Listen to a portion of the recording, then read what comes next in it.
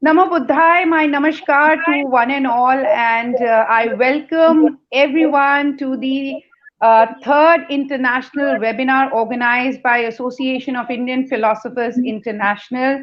And this is the third day of our third webinar. The two last days have been extremely valuable, important, and enriching. We had scholars from, um, varied countries and universities who spoke about Bodh Darshan and in specific about the Mahakaruna of Bhagwan Buddha. And today is the last day, and today also we are going to enjoy a piece of their wisdom and learn more about Lord Buddha's Karuna and how he is known as the epitome of Karuna. With that, I'm going to once again invite the host of this program, Dr. Kaushalendra Singh, who is again going to handhold us through this entire webinar.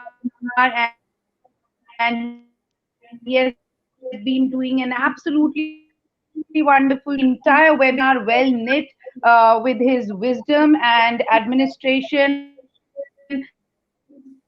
Thank you so very much to Dr. Kaushalendra Singh. And Thank you so much, Dr. Diya Vandana Sharma ji, for your nice and kind word. Very well, you set the tone for the third day of this program. 2 days was immense, very fruitful and full of knowledge, full of wisdom. And I hope that this day also will be the same as last 2 days we enjoyed with the scholarship of the different scholars. And so I will not take too much time. I will introduce the man behind every success in our life, none other than a living legend, a living philosopher, Professor S.R. Bhatt, sir. Sir, a very warm welcome to you, and Thank over to you. you. Namo tassa bhagavato arhato samma sambuddhassa. We salute and pay our reverential regards to the holy feet of Lord Buddha, who has shown the path to perfection, peace, and happiness. He has been one of the most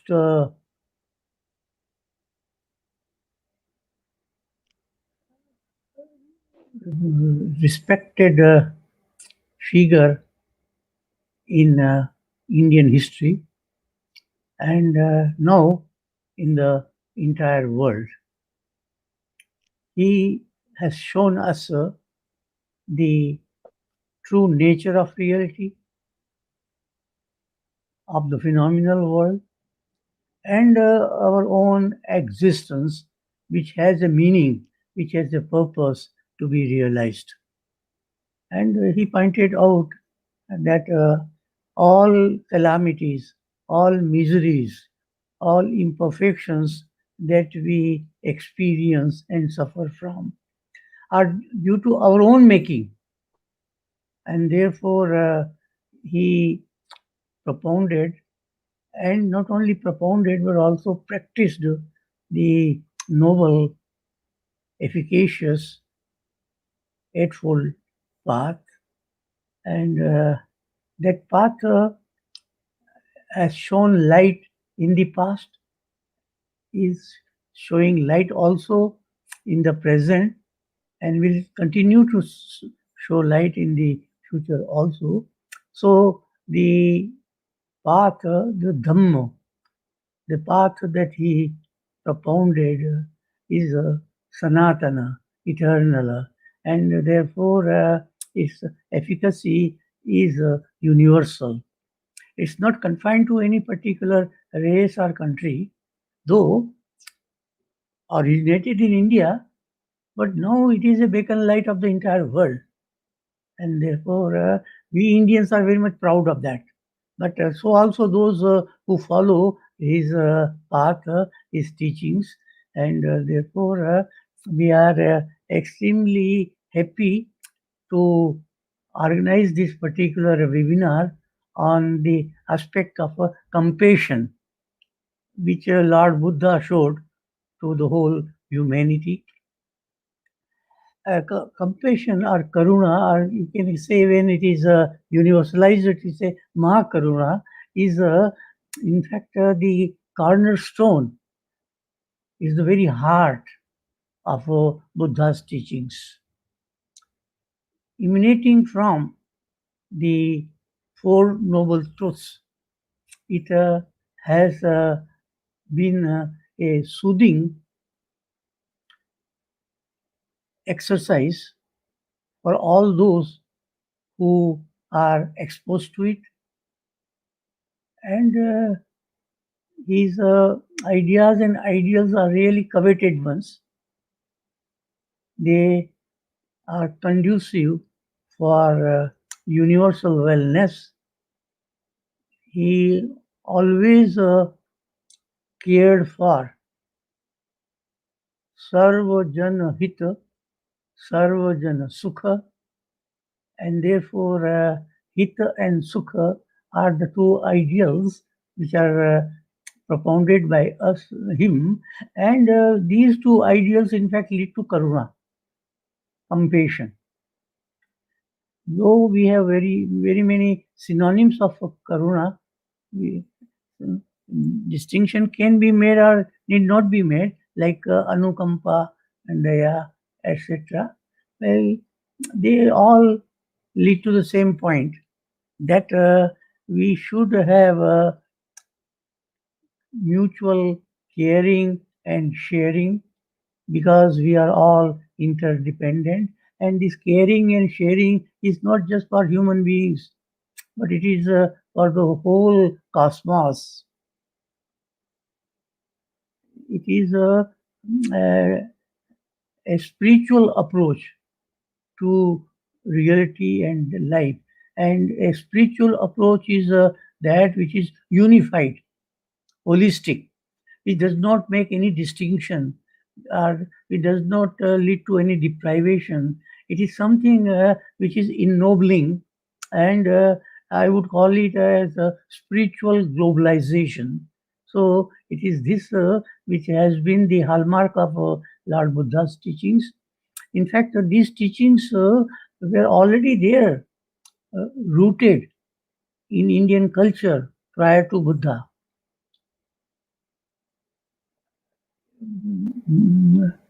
Beneymadoo Barua, in his book Pre-Buddhistic Indian Thought, traces the teachings of Lord Buddha to Upanishads, and earlier than that also to the Vedas.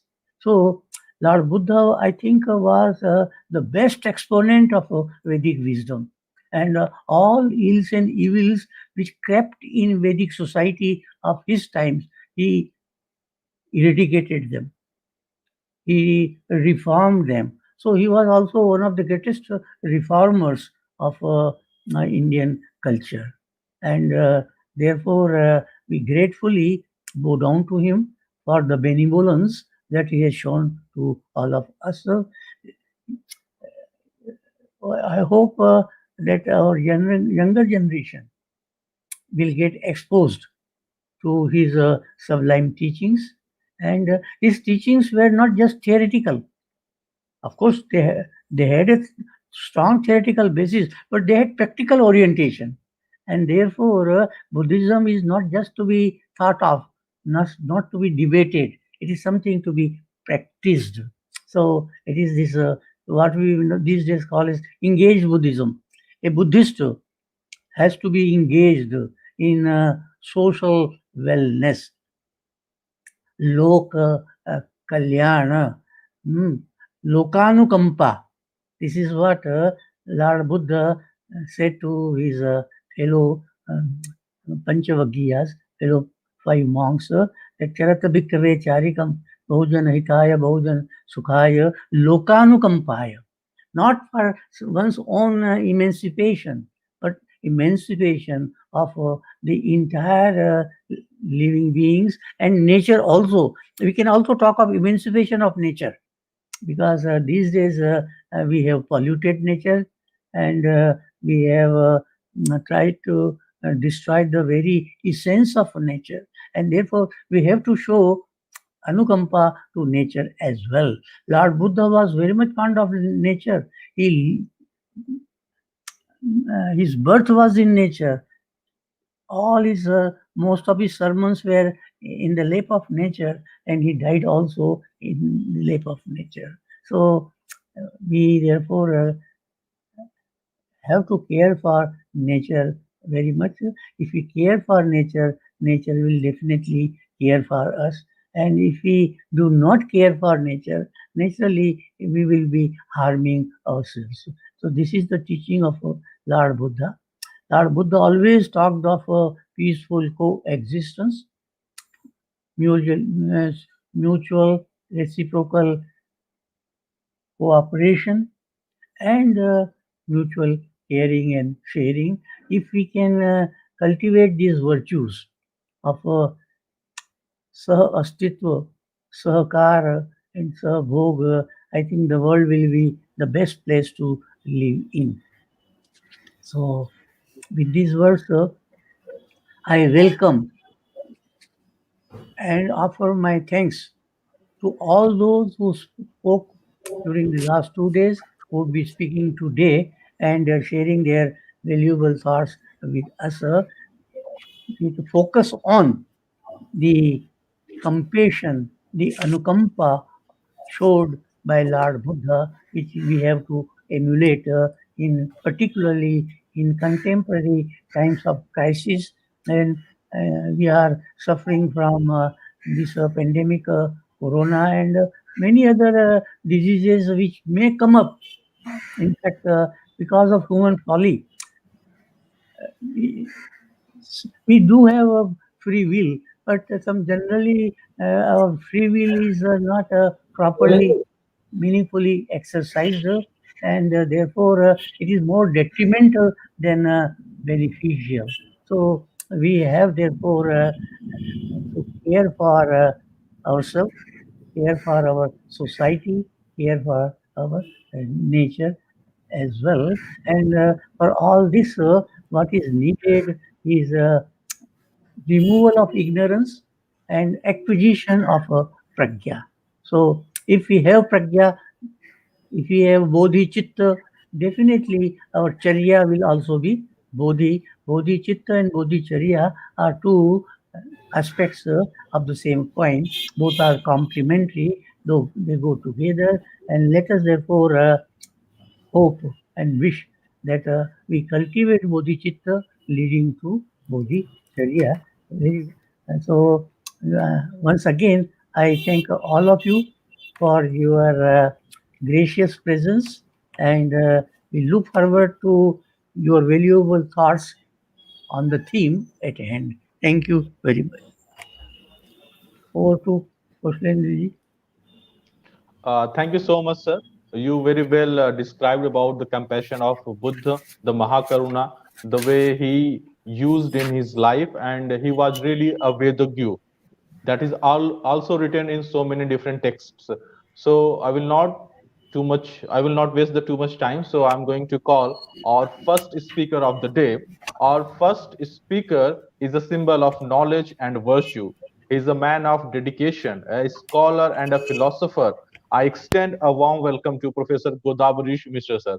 Mr. Sir, over to you. And I have a humble request to all my speakers. Kindly switch off your mic, please.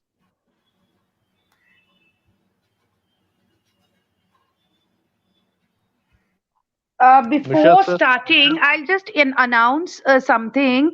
I request all of you to kindly not mute your cameras, because if you do that, you'll automatically be signed out and you'll be backstage. So I request everyone to please unmute their cameras.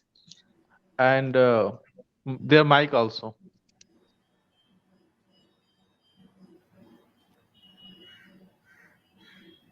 The mic Mishra has sir, to be you mute and camera has to be unmute.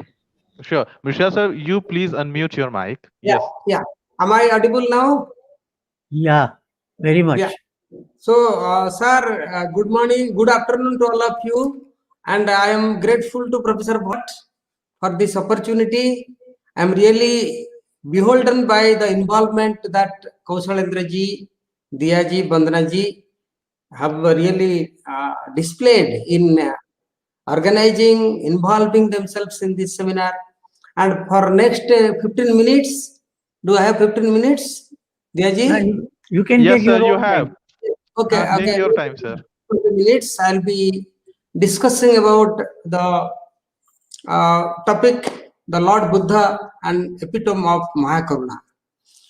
Friends, when I saw this, I was really, I became emotional, because to be a person of knowledge and to nurture emotion are two contradictory facets, things. To be a person of knowledge, as we have understood, is somebody who goes beyond his emotions and worldly feelings and belongings. And therefore, to say that Mahaprajna goes with Mahakaruna is some way contradictory. And we have seen last 2 days many scholars, many thinkers, including His Holiness Dalai Lama, has expressed their views on this particular facet, how Buddha symbolized Mahakaruna by not getting divorced from not sacrificing Mahaprajna. Friends, we all know that what the Buddha did was to react against the practices of his time, which he felt was not for everybody. The whole concern for other started with the Buddha by looking at his surroundings of religiosity that did not allow, that did not permit everybody to have same type of involvement, same type of patronizing, same type of taking part in the religiosity of the then India. He was reacting towards the Karma Kanda, as you know, as Professor Bhatt just now told, that Buddha really gets inspired by the Upanishadic thinking. Looks like when you see his thinking. Therefore, I always say that Buddha cannot be taken away and be seen, can be discussed as away from so-called Hinduism, which we call Hinduism today. He is a part of this larger ethos. And Sir, Professor Bhatt, Sir knows, I always say that Buddha follows Upanishads, Shankara follows Buddha, Ramanuja follows Shankara, Madhva follows Ramanuja. One follows another until today. The Indian thinking, which has been not properly perceived by the West and suppressed because of Eurocentric bias, has been a continuous flow till date, till now, till like our times that we are talking. We have people like Dalai Lama, we have spiritual leaders like Dalai Lama, academic leaders like Professor Bhatt and many others. Therefore, I would not say that I don't want to say that Buddha is away from our tradition and we should divide Hinduism and Buddhism like watertight compartments. With this small introduction on my thinking about the Indian tradition, in which a great son, a great person like Buddha made his gave his concern for the people. I wanted to say, what was Buddha doing? Why he reacted? I have already told you that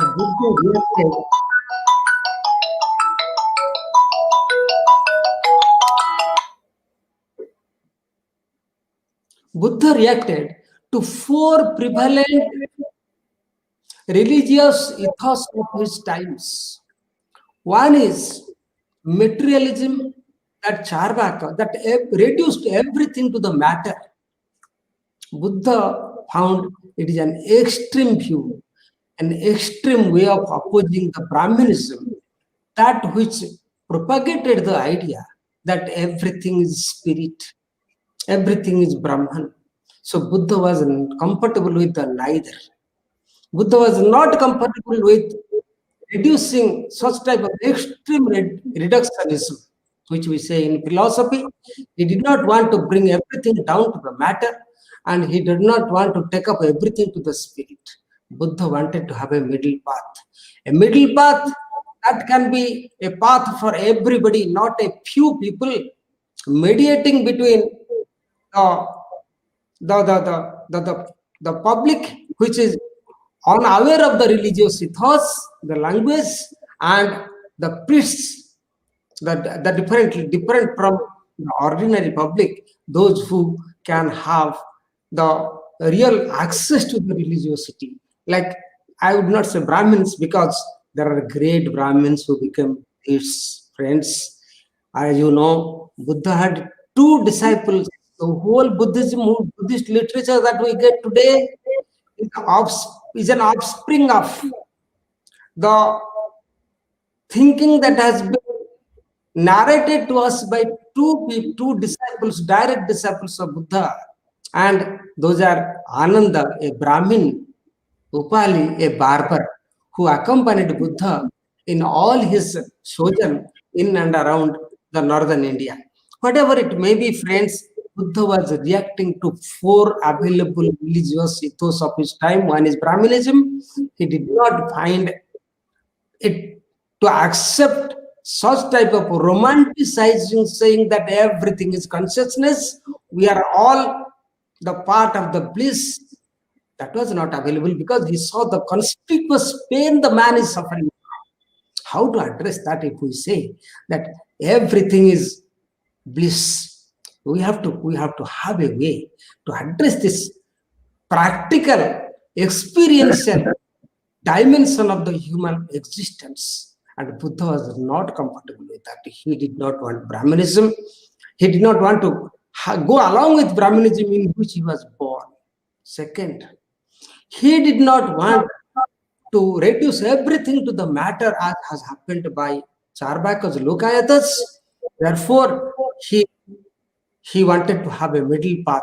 And another two type of religious ethos of his time is Ajivakats. I don't have much time to talk about Ajivakats and Jainas. And these two Jainas who propagated extreme form of the tapas, by torturing the whole body. So Buddha, in the day he left his home and the day he attained enlightenment, he was experimenting with these four things. And when he came enlightened, he found that there is a way that the enlightened state of jnana, vidya, can go with karuna, and such a door can be made open to one and all. Friends, those who have studied philosophy must be aware of the Plato's cave allegory, we say, where one person who comes out from the cave, a cave allegory is given, the man is staying in his hands and feet tied down in a dark cave, and he knows that the dark cave is the world. The safe that there is nothing other than this darkness anywhere else. Plato gives an allegory, and a person comes out and goes and tells him that, see, there is a world outside where there is light. People don't believe him, and in due course of time he tries to persuade them, make them understand. He does not give up just because others don't believe him. Why does he do that?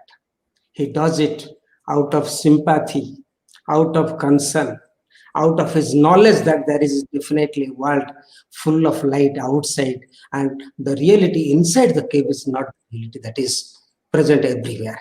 And that is what Buddha was doing. The Buddha was trying to say that there is a way to get out of this problem. And so what he did, so by reacting to these four things, Buddha tries to show the world there is a way by which we all can get enlightened without taking to such extreme paths, and we can always handle our problems in a more comfortable way, handle our problems in a more meaningful way by doing away with two things. One is greed, that is lobha, another is hatred, that is dosha, and these two motives dominate the human action, all that we are doing, and they are created by what? Moha. So three things Buddha has been working with to conquer and to accommodate, not to give up. Because if he gives up all these things, friends, I will tell you what will happen. That there is some problem in giving up all these things. I would like to tell Professor Bhatt, when I say, when the Upanishads have said, our Brahma Sutra says, Athato Brahma Jigyasa, Athato Brahma Jigyasa, the involves an amount of desire. So if you say that total desirelessness is a way to emancipation, to liberation, where is the place for Brahma Jigyasa? So this is a contradiction. Same thing can be applied to in case of Buddha.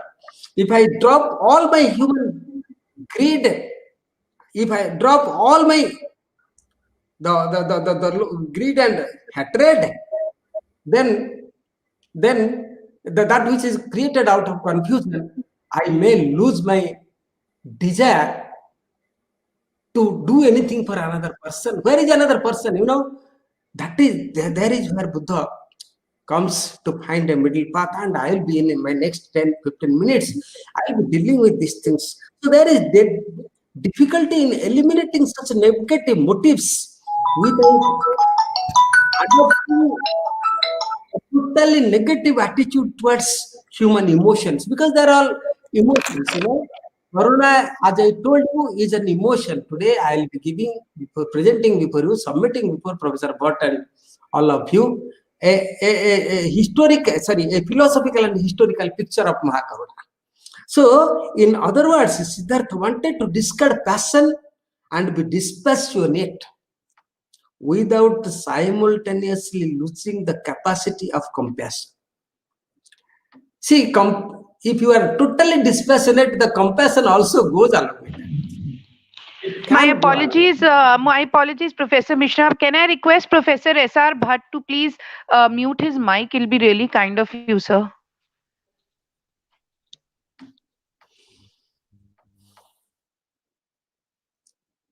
Yes, I think it is muted. So, so the method he adopted was to appease his dispositional tendencies, and you know, there are a lot of discussion in Buddhism, without either allowing them to grow into the state of greed, lust, or attachment, or actually annihilating them, which was tantamount to suicide. Therefore, the psychological struggle, you know, this is happening in the years that Buddha has left home and getting enlightened. Yeah, the psychological struggle continued until he emerged from it, claiming that he has appeased or calmed his disposition. So this is an important thing Buddhism does, which you don't find that much in yoga. You find calming, but Buddha takes the best out of all the traditions available to him. So the calmed his mind, disposition, that is Sabba Samhara Samata, that is the word used in Pali. So, and attained the cessation of lust and hatred caused due to confusion. That is the state. That is what is happening. And after this has happened, what has happened in reality, in the philosophically, what has happened?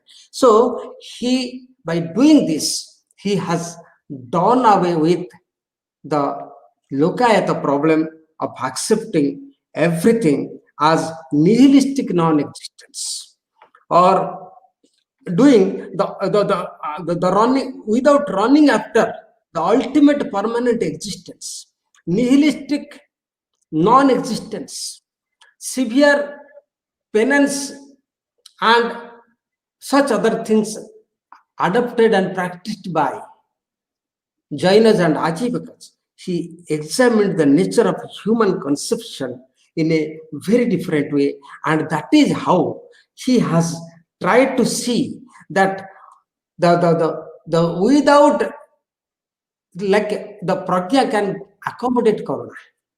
A feeling, the emotion can go along with the wisdom. See, this is two things. The emotion, karuna, wisdom, pragya, can go alongside in a human being. There must be enough space for the other, for the religion, and the doors of religiosity must be open to one and all. And this is the first and foremost conception propagated by the greatest philosopher of the world, the ancient philosopher, I must say the first analytical philosopher of the world, that is the Buddha, Gautama, the Buddha, the Siddhartha. Okay, with this, friends, I would now like to take you that is there still Buddhism? Has it been practiced in the tradition in the same way? The karuna, is there I'll trace it historically from the time of Buddha till date. What type of karuna? How the karuna has manifested itself? First example I would like to present before you is from the state where I come from, that is Odisha. I stay in Bhubaneswar, and when I speak, I am reminded of Ashoka the Great. And you know, almost all of you must have seen the Ashoka is like the universal monarch, so to say, Sarvabhauma, and not because of conquering the world, but because of the preaching the humanity to the human beings, schooling the man to be human. That is the religion that Ashoka did. And how did it happen? How did it happen? Let me take a few minutes from you to speak about how did this happen. You know, in 261 BC, Ashoka wanted to conquer Kalinga, because knowing that there is a very, like, the strong king here in Orissa. Ashoka wanted to show his strength and he wanted to conquer. He conquered Kalinga, which resulted in the death of, like, by slave, in which 100,000 soldiers were slain, 150,000 were kept captive, and the multiple of this number were dead because of the outbreak of all problems after the war. One day, Ashoka, it was happening in Dhauli, some 8 kilometers from where I am speaking. And what happened? One day he was going to see a proud Ashoka was going and seeing the area that he has conquered. And he saw a monk called Upagupta, who was giving food to the injured soldiers, taking care of their health, and making all doing everything to keep them alive. And Ashoka went there, and they say that he was a Saiva, and therefore he just did some namaskaram to that. He just said him hello or whatever. Upagupta, then there was a small dialogue. He asked, "What are you doing?" Upagupta told him, he took a dead like a butterfly. They say, these are Oriya stories, but still a lot of implications for compassion. He took a small dead butterfly and showed it to Ashoka. Ashoka, can you give life to this butterfly? Why have you killed so many people for satisfying your inner ego to become a sovereign. What is the achievement? Is this an achievement? By the person of Upagupta, Ashoka, Ashoka's heart melted. And the Chanda Ashoka became Dharma Ashoka. And Ashokan edict that is available there is a monument of Ashoka's person who got totally transformed because of the presence of Upagupta. And friends, I wanted to tell you, Upagupta is the fifth patriarch in the line of after Buddha, Ananda, then Shanavasa, then Upagupta. There are a lot of some people say that Mogaliputta Tissa was also known as Upagupta. There is a historical problem here in different traditions, different things. But I would like to say, Ashoka started to embrace Buddhism. He was not converted to Buddhism. Buddhism is not a converting religion. Buddhism is something which you accept. It is a religion of life. So, and the river which was full of blood few days back was named as Daya. Even today, Daya means Karuna. The river flows there, symbolizing Upagupta's contribution, Upagupta's influence on a king, a sovereign who had so much thirst for the blood, and there the edict has been raised with the message for the mankind that there should be no himsa. Friends, now I come to my another. Sir, kindly conclude because we are running out of time. Okay, done. So now this is Corona, friends. I go to, as this is Corona, I don't want to deal with that much because I will take another 5 minutes or 3-4 minutes. Yeah. 5 minutes. 3-4 minutes, sir. 3 minutes, sir. 3-4 minutes I'll take. Okay. The next one, friends, I would like the Ashokan edict. If you see how much about Corona he has written, how much concern for the people. What is Corona? Corona is the concern for the people. And who can have Corona? The person who has strength can misuse his strength and use his strength. Use of his strength can be named as Corona. Anyway, so I go to see how Buddha is living with his message of Corona in Upagupta and Ashoka. I come back to our times when the ethnic war was happening in Sri Lanka. Friends, you can see this Corona in and around all the Buddhist countries that we have. Respect for the people. You can see Korea, like Prof.S.R.Bhatt has gone to all the countries. I have gone to a few countries. You can see the concern for the other. See, there are times when there was war, Japan fought war, China is also a communist country, things are happening in very different ways. I'm not talking about the people, the people in the rural areas, people in the subaltern areas have this Corona still kept intact. One example called Surendraji I wanted to give you before I end. This is what a friend of mine, a friend from Oxford told me. This is a true thing that has happened, how Corona has manifested in Buddhist thinking and still going on in practice. Ethnic war was going on in Sri Lanka.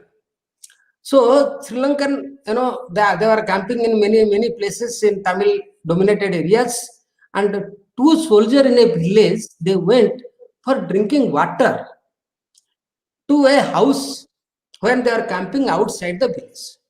And one extremist has killed 2 soldiers, and the whole army outside the village came to know of it and brought the bodies, and they wanted to completely, go for a massacre around the village.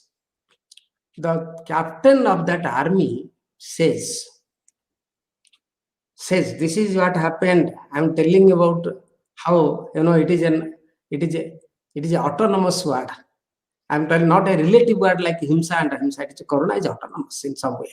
See what he's telling. He told, see, an extremist killed our soldiers. If you go and kill the innocent people, like, what is their mistake? We should kill the extremist. We should find out who is the extremist and kill him. But you are now up to killing the whole village. Is it right? He tells them that if you kill them, I will kill myself. See, second, I'm just telling you, Karuna, how it has come down to our time. Third example, because you have given me 3 times, I have a lot more examples to give before you. His Holiness Dalai Lama. Dalai Lama was the political head, religious head also, was of the Tibet. And China was making all hue and cry that he should not be given that type of respect as the leader of Tibet when he was in exile and all that. When Dalai Lama left his crown, when he told that I would no more be the head of Tibet, and it would be, there would be a democratic body to do whatever, there is a lot of tension in China.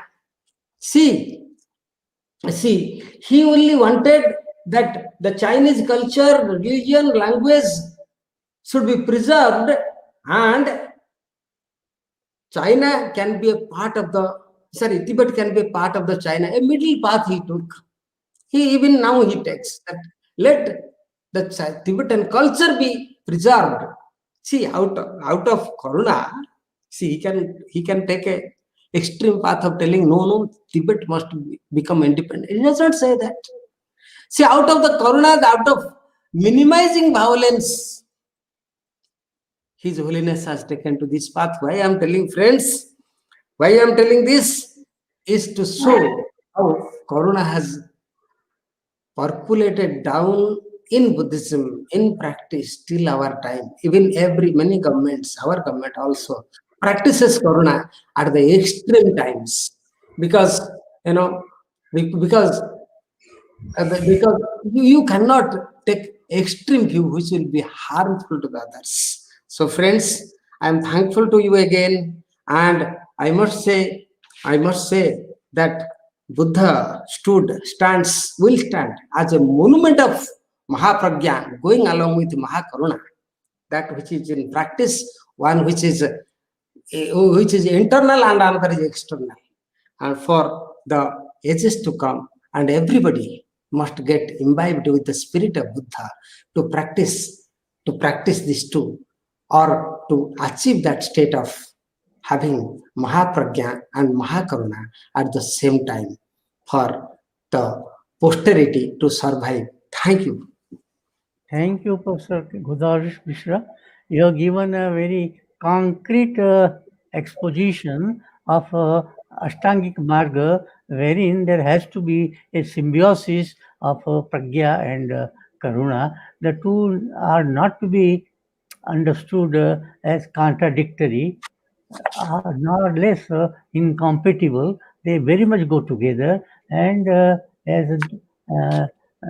has been pointed out the other day, Pragya without Karuna is lame, and Karuna without Pragya is blind, and therefore the two have to cooperate.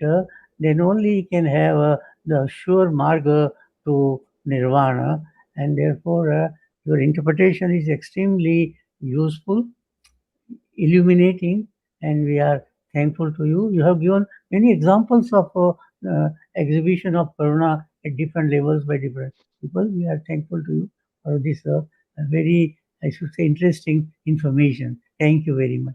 Over to Koshlenji now. Thank you so much, Godabarish Mishra sir. And examples are always better than philosophies. You mentioned very rightly through your examples, because you gave so many examples how the Ashoka followed the path of Mahakaruna, and that captain of army uh, took the path of Mahakaruna. So very well explained, sir. Thank you so much for your time, and you always a great scholar and always inspire us. Thank you so much, sir, for your time. Thank you so much. Yeah.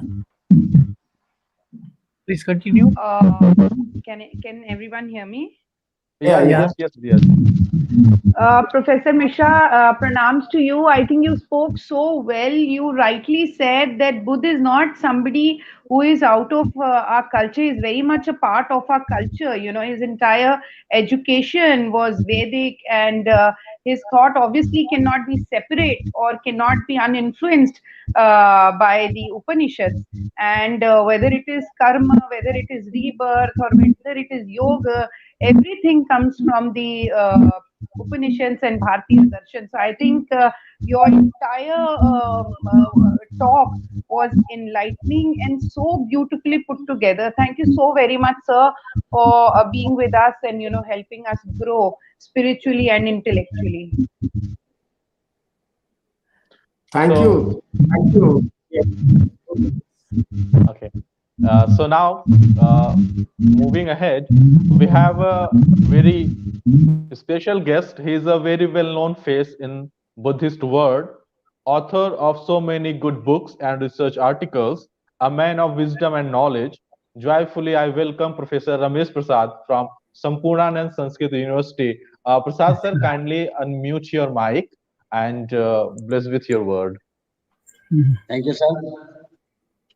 मैं अपना वक्तव्य हिंदी में दूंगा। हाँ, हाँ चलेगा। Sir, बिल्कुल दे सकते हैं आप। पहले मैं association of Indian philosophers international के chairperson professor S.R. Bhatt ji को नमन करता हूं। इतना बढ़िया कार्यक्रम आयोजन करने के लिए मेरे विश्वविद्यालय में अभी कार्य परिषद एग्जीक्यूटिव काउंसिल की मीटिंग चल रही है, इसलिए मैं 1 घंटा में नहीं सुन पाया। मैं बीच में उठकर केवल अपना वक्तव्य देने के लिए आया हूं। तो सर, ये जो विषय रखा गया है, समय को ना बर्बाद करते हुए, कि महाकरुणा, ये बुद्ध के लिए या किसी महापुरुष के लिए ये सबसे सटीक वर्ड हमें लगता है। अपने टॉपिक भी यही लिखा है, lord Buddha and epitome of महाकरुणा।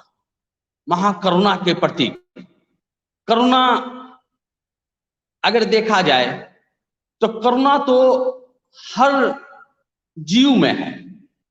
करुणा का अर्थ दया होता है, अनुदया होता है, हृदय का कंपन होता है, दूसरे के दुख को देखकर उसको दूर करने का जो प्रयास है वह करुणा है। अब जब हम जीव जंतु में चलते हैं, पशु पक्षी में चलते हैं, उसके पास भी करुणा है, लेकिन वह करुणा जो है केवल अपने बच्चों तक ही है।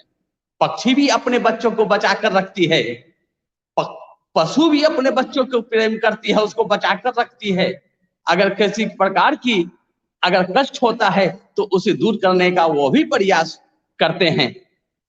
आम व्यक्ति भी जो है अपने बच्चों को प्यार करते हैं, उसके प्रति दया करते हैं, लेकिन उसकी करुणा जो है, उसकी दया जो है वह सीमित है, एक सीमित लेवल तक उसका है। लेकिन जो बुद्ध की जो करुणा है वह आम जनता तक नहीं है। उनकी करुणा जो है वह जितने भी जीव जंतु है इस लोक में, जितने भी प्राणी हैं, उन सब का दुख कैसे दूर हो जाए, उनका कष्ट कैसे मिट जाए, यह उदात्त भावना से भगवान बुद्ध ने अपना उपदेश शुरू किया था। यही उनका मोटो था, चरत भिक्षुवे चारकं बहुजन हिताय बहुजन सुखाय लोकानुकंपाय अथाय हिताय सुखाय देव मनुष्यानंग। अधिक से अधिक लोगों का मंगल हो, अधिक से अधिक लोगों का कल्याण हो, अधिक से अधिक लोगों का हित हो, अधिक से अधिक लोगों का सुख हो, यह जो भगवान बुद्ध की जो तरफ थी, ये जो भगवान बुद्ध की अंदर की जो भावना थी, वही तो महाकरुणा है। उन्होंने कभी भी भेद नहीं किया, मानो मानो के बीच भेद नहीं किया, मानो पशु के बीच भेद नहीं किया, मानो पक्षी के बीच भेद नहीं किया, सबको एक समान माना। मृत्युत में देखते हैं कि माता यथा नियंग पुत्रं आयुषा एक पुत्र मनु रखे एवं पी सब भूतेषु मानसंग भावयंग अपरिमाण। अपरिमित, परिमित नहीं, जहां परिमित आ जाता है तो वह शुक्र कर दिया हो जाती है, रह जाती है, वह करुणा बिल्कुल संकुचित हो जाती है। जब महाकरुणा, जब अनंत, असीम, अपरिमित होती है तो उसी को हम महाकरुणा कहते हैं। यह कहा गया माता यथा नियंग पुत्रं, जिस तरह से माता अपने इकलौते पुत्र की रक्षा करती है, उसी तरह से जब हम अपने मानस को, अपने मन को, अपने चित्त को हर प्राणी के प्रति वह भाव जगा देते हैं, और वही जगाने के लिए भगवान बुद्ध प्रेरित करते हैं, भगवान बुद्ध उपदेश करते रहते हैं। तो ये जो भावना है, यही भगवान बुद्ध की करुणा है। और ये जो करुणा है, उसी करुणा में वो सारे शब्द, सारे उनके उपदेश समाहित है। वो उसी करुणा में आपके मैत्री भी है, मुदिता भी है, पंचशील भी है। उसी में जैसे हम पंचशील का देखते हैं, हम सभी लोग पाठ करते हैं, पानाति पाता वेदमणि शिक्षा पदं समादियामि। पानाति पाता यानी प्राणी हिंसा नहीं करना है, प्राणी हिंसा से विरत रहना है। ये जो भाव है, यही तो करुणा है। प्राणी हिंसा अगर नहीं करना है, प्राणी हिंसा से विरत रह, ये करुणा का भाव कि हम किसी की हत्या ना करें, हम किसी की हिंसा ना करें। अगर हिंसा करते हैं तो वो दूसरा प्रभावित होता है, दूसरा प्रभावित होता है तो हमें कष्ट होना चाहिए। उसका कष्ट, हम उसके कष्ट समझे, और जब तक हम और उसमें एक समाहित ना हो जाए, दोनों एक ना हो जाए, तब तक करुणा की भावना, वह जो सच्चे अर्थ में जो करुणा की भावना है, वह नहीं जग पाएगी। इसलिए बुद्ध के लिए महाकरुणा कहा जाता है। उन्होंने अपने को और दूसरे में अंतर समझा ही नहीं, पूरे लोग को उन्होंने अपने अंदर समाहित कर दिया। दूसरा जैसे देखते हैं, अदिन्ना दाना वेरमणि, चोरी नहीं करना है। अगर किसी की चोरी करेंगे तो उसे कष्ट मिलेगा, इसलिए हम चोरी ना करें, उसे हम कष्ट ना पहुंचाए। यह कब होगा? जब हमारे अंदर करुणा की भावना जगेगी। झूठ ना बोले, झूठ बोलकर उसे हम यानी भ्रष्ट ना करें, उसे दूसरे रास्ते पर ना ले जाए, उसे हम धोखा ना दे, उसकी हम वंचना ना करें। कहने का अर्थ ये है कि जो हमें प्रिय है वही काम करें, ताकि हमारा भी मंगल हो और उसका भी मंगल हो। भगवान जो भी काम करने के लिए जो बुद्ध ने कहा, वह अपना मंगल तो है ही, लेकिन उस मंगल में उन्होंने जो है दूसरे का मंगल देखा। दूसरे का मंगल होगा तब वो दूसरा कष्ट में नहीं रहेगा। जब दूसरा कष्ट में नहीं रहेगा, दूसरा प्रसन्न रहेगा, तो हम प्रसन्न रहेंगे। इसलिए बुद्ध ने, अगर कोई क्रोध भी करता है तो बुद्ध कहते हैं उस पर तुम क्रोध मत करो। अक्रोधेन जिने क्रोधं असाधुं साधुना जिने कदर्यन दानेन सच्चेन अलिकवादन। अक्रोध से क्रोध को जीतो, असाधुता बुराई को अच्छाई से जीतो। अगर कोई असत्य बोल रहा हो उसको सत्य से जीतो, और जो कंजूस है उस कंजूसी को तुम दान से जीतो। इस तरह जो बतलाया गया है, जो दान पारमिता, भी दान की बात है, तो जो दान पारमिता है तो वो अभी करुणा के अंदर समाहित है। दान करना है, जैसे कोविड-19 में हम तो दान कर रहे हैं। जो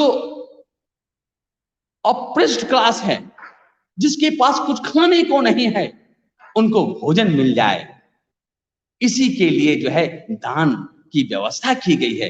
अब पारमिताओं में, थेरवाद की 10 पारमिताओं में भगवान ने दान पारमिता को पहले स्थान दिया है। शील पारमिता कहा, शील का पालन करो।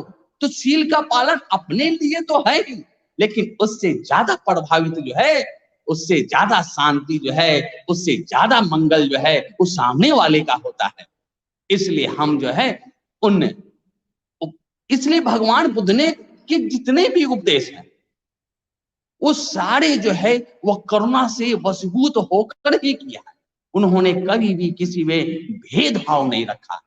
उन्होंने जो है राजा को भी वही स्थान दिया और एक कंगाल और निर्धन को भी वही स्थान दिया। कभी उन्होंने राजा को राजा नहीं समझा, राजा और भिखारी में कभी अंतर नहीं समझा। इसलिए उनके संग में चाहे वो राजा हो, चाहे वो रंग हो, या उपासक उपासिकाओं में, गृहस्थों में, किसी भी प्रकार का कोई भेद नहीं रहा। आप देख सकते हैं अम्बपाली जैसी गणिका, जो वैशाली की गणिका थी, जिसको समाज जो है सबसे नीचे पायदान पर रखता था, उसको भी भगवान ने वही स्थान दिया। अब खजूतरा कौशाम्बी की दासी थी, उसको भी भगवान, वो गृहस्थ थी, गृहस्थ होकर उसने निर्वाण को प्राप्त किया, अरहंत को प्राप्त किया। खीसा गौतमी की कहानी आप जानते हैं, पटाचारा की कहानी आप जानते हैं, यहां तक कि आप अंगुलीमाल को तो जानते ही हैं।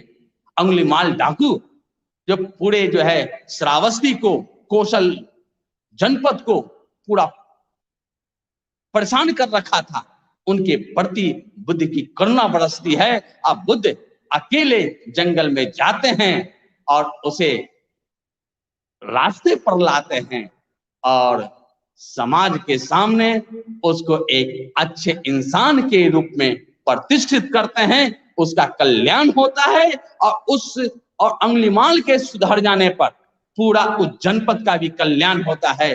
भगवान बुद्ध की ऐसी करुणा हमें नहीं लगता है कि कहीं अन्य और जगह देखने को मिलती है। अब भगवान बुद्ध का यही करुणा उनके उपदेशों में झलकता है। ये उपदेश का देखिए, उपदेश जो है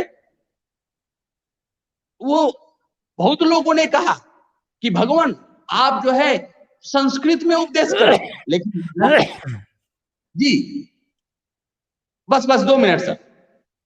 लेकिन भगवान की जो करुणा है उन्होंने जो है इसलिए आम व्यक्ति की लैंग्वेज को लिया, भाषा को लिया, बोली को लिया, ताकि आम जनता उनकी बोली को समझ सके, उनकी बातों को अवगाहन कर सके, उसका चिंतन मनन कर सके, अपने जीवन में उतार सके, ताकि उसका भी कल्याण हो और समस्त लोग का जीव का कल्याण हो।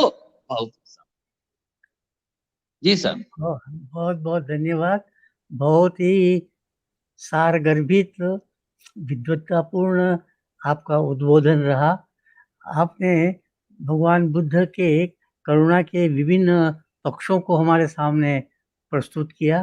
किस प्रकार से उनकी करुणा के आधार पर काफ़ी लोगों का उन्होंने उद्धार किया। सबसे महत्वपूर्ण बात जो मुझे आप में लगी आपके प्रवचन में, ये कि आपने सीमित करुणा और असीमित करुणा का जो भेद किया, बहुत ही सार्थक है। हम लोगों की करुणा तो प्रायः सीमित रहती है, अपने परिवार या समाज से आगे उठ नहीं पाते हैं, लेकिन भगवान बुद्ध की करुणा तो दूसरों के लिए, दूसरों का कैसे, और वो दूसरे जो है ना, वस्तुतः वह सर्वजन है, सर्व मुक्ति का प्रयास करते हैं। जो आपका है ना बहुजन हिताय, वो बहु को तो मैं सर्व के अर्थ में ही लेता हूँ। भगवान बुद्ध भी कहते हैं कि सर्व भूतानुकंपा, सब भूत, और भूत को भी मैं व्यापक लेता हूँ, एनिमेट भी और इनएनिमेट भी। तो सर्वत्र उनकी करुणा जो है वो व्याप्त रहती है। वह करुणा के आलय हैं, करुणा के निधान हैं, और उनकी करुणा का यदि हम अनुपालन कर सकें तो वस्तुतः आज जो आपदाएं हम भोग रहे हैं उनका निदान हो सकता है। खास करके ये कोरोना का जो महासंकट आ गया है, इससे यदि मुक्ति पानी है तो हमें परस्पर एक दूसरे का सहयोग करना पड़ेगा। और हमारे प्रधानमंत्री तो इस बारे में बड़े तत्पर हैं, वो दूसरे राष्ट्रों को भी जो है हमें को तो दवाइयाँ वैक्सीन दे रहे हैं, लेकिन दूसरे राष्ट्रों को भी दे रहे हैं, तो ये उनके करुणा का एक प्रकार का प्रदर्शन है। बहुत बहुत धन्यवाद, आपने अपना समय दिया। मैंने सर YouTube पर बुद्धा सीरीज करके सर निकाल रहा हूँ, हर सैटरडे को निकलता है, और 24 आता है मेरे पास। 24 एपिसोड्स निकल चुके हैं सर। मैंने देखे हैं। हाँ, चैनल में केवल प्रोफेसर रमेश प्रसाद करेंगे आ जाता है चैनल। बहुत बहुत धन्यवाद सर। बहुत बहुत धन्यवाद प्रोफेसर रमेश प्रसाद सर।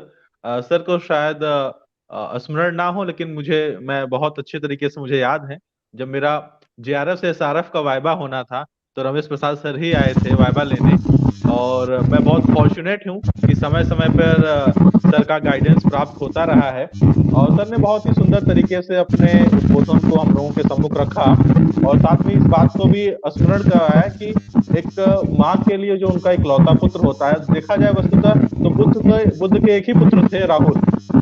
उन्होंने भी राहुल को जिस प्रकार से कह सकते हैं कि और दूसरे लोगों से वो भेद नहीं किया, तो ये उनकी करुणा का ही परिणाम था कि उनके लिए उनका पुत्र और दूसरे अन्य भिक्षु या दूसरे जन सामान्य के लोग भी उसी धरातल पर थे, न कोई विशेष था न कोई सामान्य था। तो ये बुद्ध की महाकरुणा ही है जो 2600 वर्ष से लेकर आज भी निरंतर मनुष्य को मनुष्यता के लिए प्रकाशित कर रही है, और नित्य नवीन नए आयाम हमारे सम्मुख प्रस्तुत कर रही है कि किस प्रकार से एक मानव अपने चरम को प्राप्त कर सकता है करुणा के बल पे, करुणा के दम पे। और बुद्ध तो खैर वो is not only light of Asia, is a light of world, is a light of humanity. He has showed a lot to us, और उनके बात का अनुसरण करके हम अपने शीर्ष को प्राप्त कर सकते हैं। सर आप आए, आपका उद्बोधन बहुत ही प्रासंगिक सार्थक रहा, और हम लोगों के लिए आप प्रेरणा स्रोत हैं। आपका हृदय से धन्यवाद, साधुवाद। आपने बहुत ही व्यस्तता के उपरांत भी समय निकाला। वैसे भी आजकल संपूर्णानंद संस्कृत यूनिवर्सिटी में काफी व्यस्तताएं चल रही हैं। मीटिंग में जा रहा हूँ सर, क्षमा करेंगे। नहीं सर, बिल्कुल बिल्कुल आप आए, आपका बहुत बहुत धन्यवाद। So now we should move to our next speaker. Diyaji, can you please? Thank you so much. So now we are moving to our next speaker, a very young and dynamic personality, a keen researcher of Buddhist philosophy, a being of high capabilities. I welcome Dr. Tripti Dhar. Ma'am, over to you.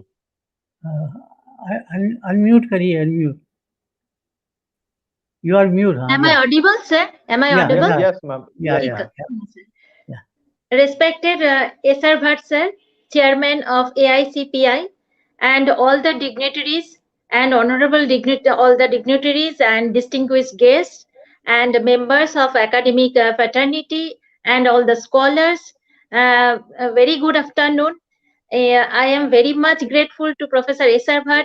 who has given me chance to share some views in this academic scenario, academic platform. And my topic is on Buddhist Karuna, compassion, manifestation of compassion, a Buddhist perspective. And compassion, this is a very important term that he has, Bhagavan Buddha has used to give to give us the character nature, to discuss the nature of Brahma Vihara. So in this topic, just I have start my topic with the focus on the current societal facts.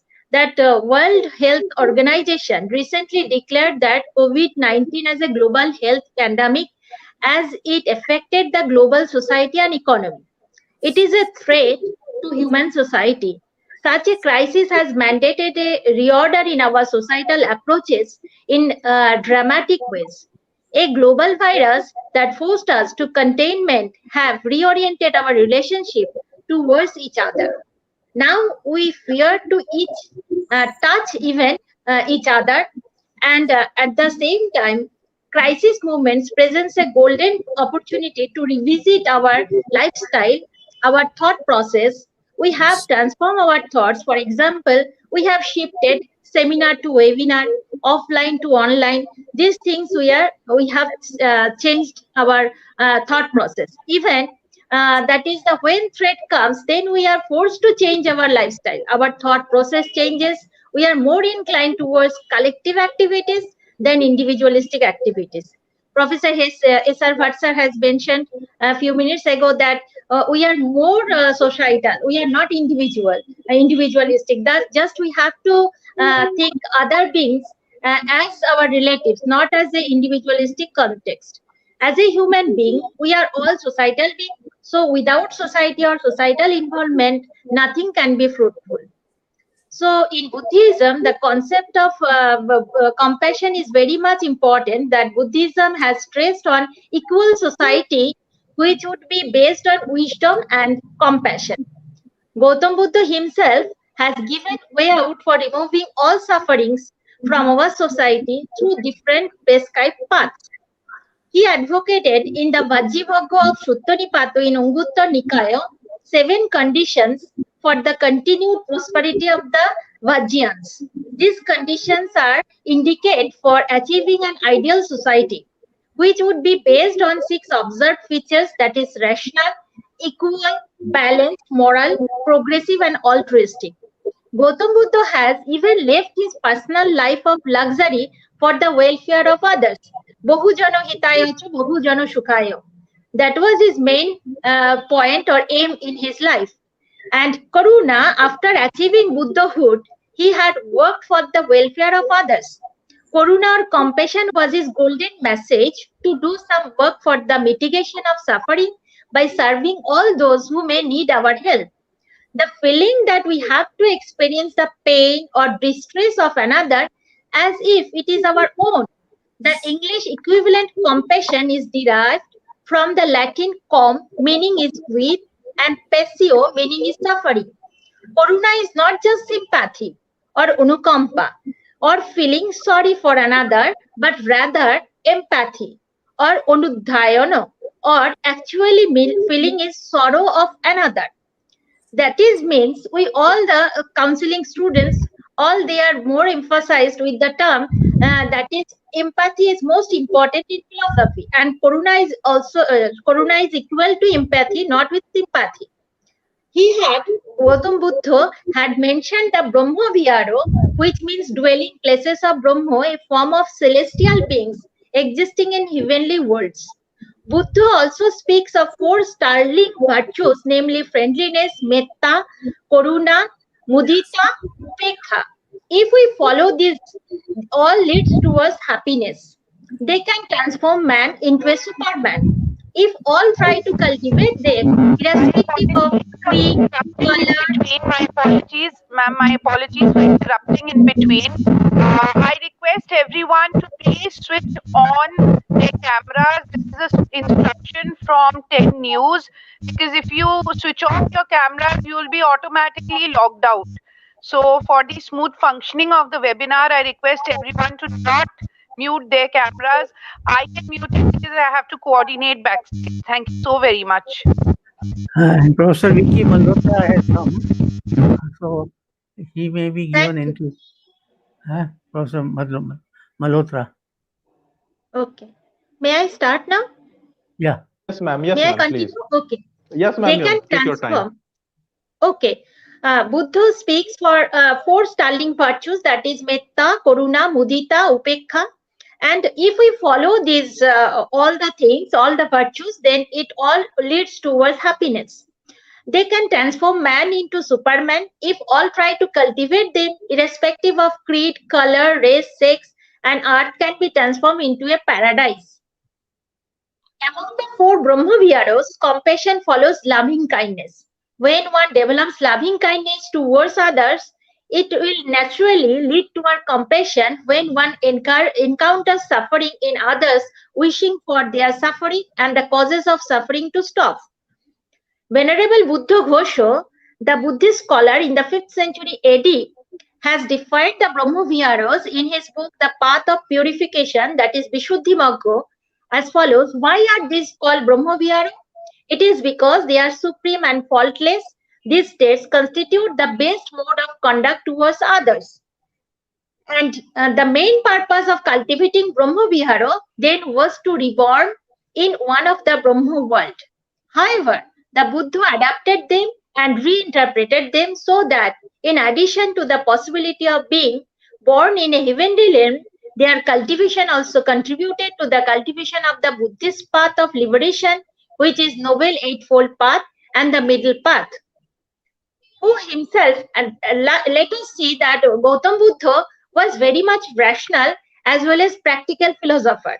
He himself has mentioned that as the wise taste gold, as he was not a god, but he has tried to give us a kind of message, and he told us that to rectify, if we have to follow that path, we should not follow those paths blindly. We have to examine those paths as well. That's why he has mentioned that as the wise taste gold by burning, cutting and rubbing it on a piece of touchstone, so are you to accept my word after examining them, not merely out of regard for me. At the same way, we have to be rational. Let us see how Buddhist preaching can be imbibed towards our progression in attaining progressive and altruistic society. Because altruistic or progressive society is the main society, is the very much updated society that we can equally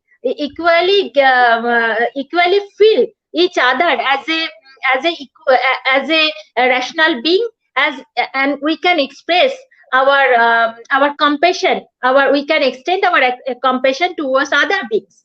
Compassion is an innate positive quality inherent in every human being mind, which exists at different levels in different individuals, depending on how far it has been cultivated and developed. Its manifestation will also depend on to what extent it is being inhabited and suppressed by other negative qualities such as resentment, envy, and jealousy. Cultivation of the quality of compassion is based on one's belief that, similar to oneself, all other beings in the universe, too, like happiness, would wish to be free from their suffering, but continue to suffer from ill health, unhappiness, fear, grief, physical and mental pain, and other forms of suffering.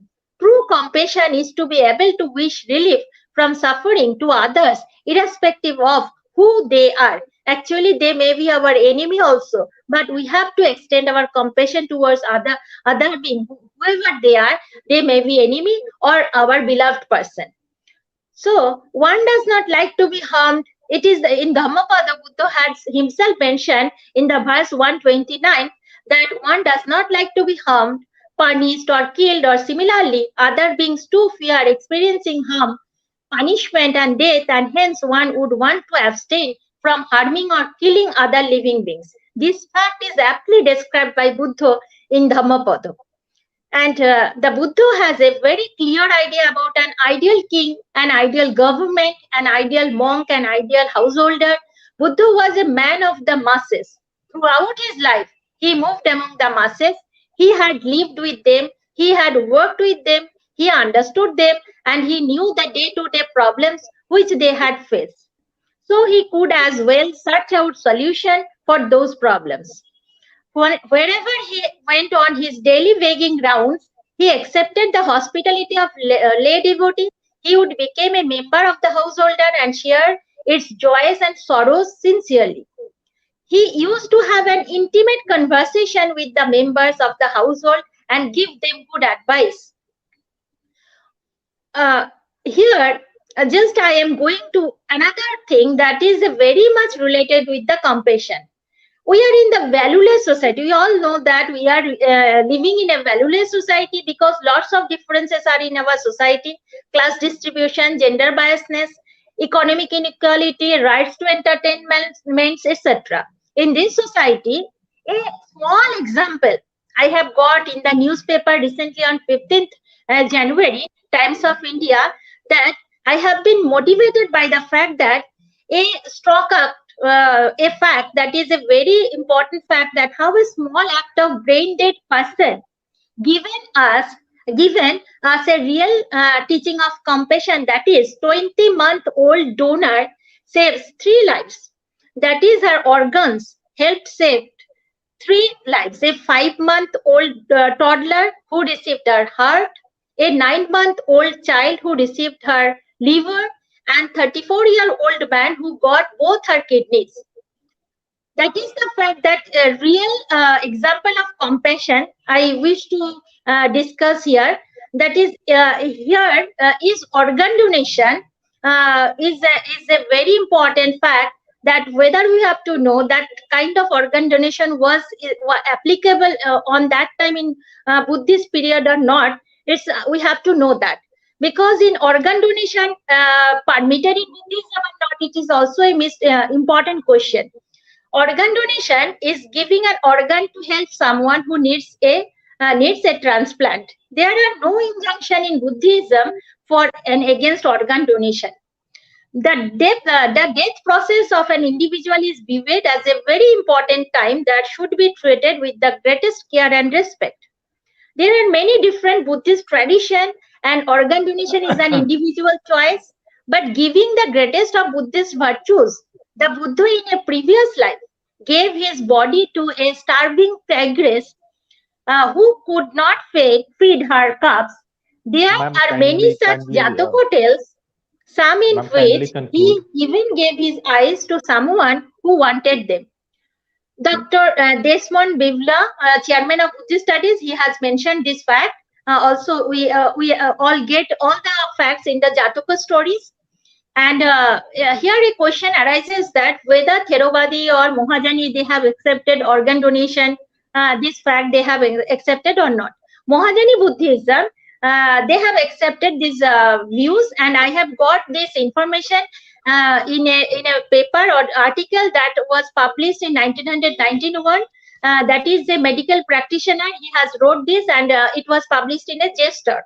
And there he has mentioned that Mahajana Buddhism has mentioned Bodhisattva, the entitled being, and Bodhisattva practices are based on the 6 perfection, and the first of which is the perfection of giving.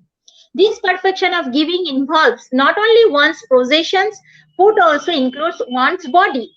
Numerous scriptural quotations related to bodhisattvas offering their bodies and organs to those in need. You may conclude. Buddhism firmly supports organ transplantation as benefiting both the donor and recipient.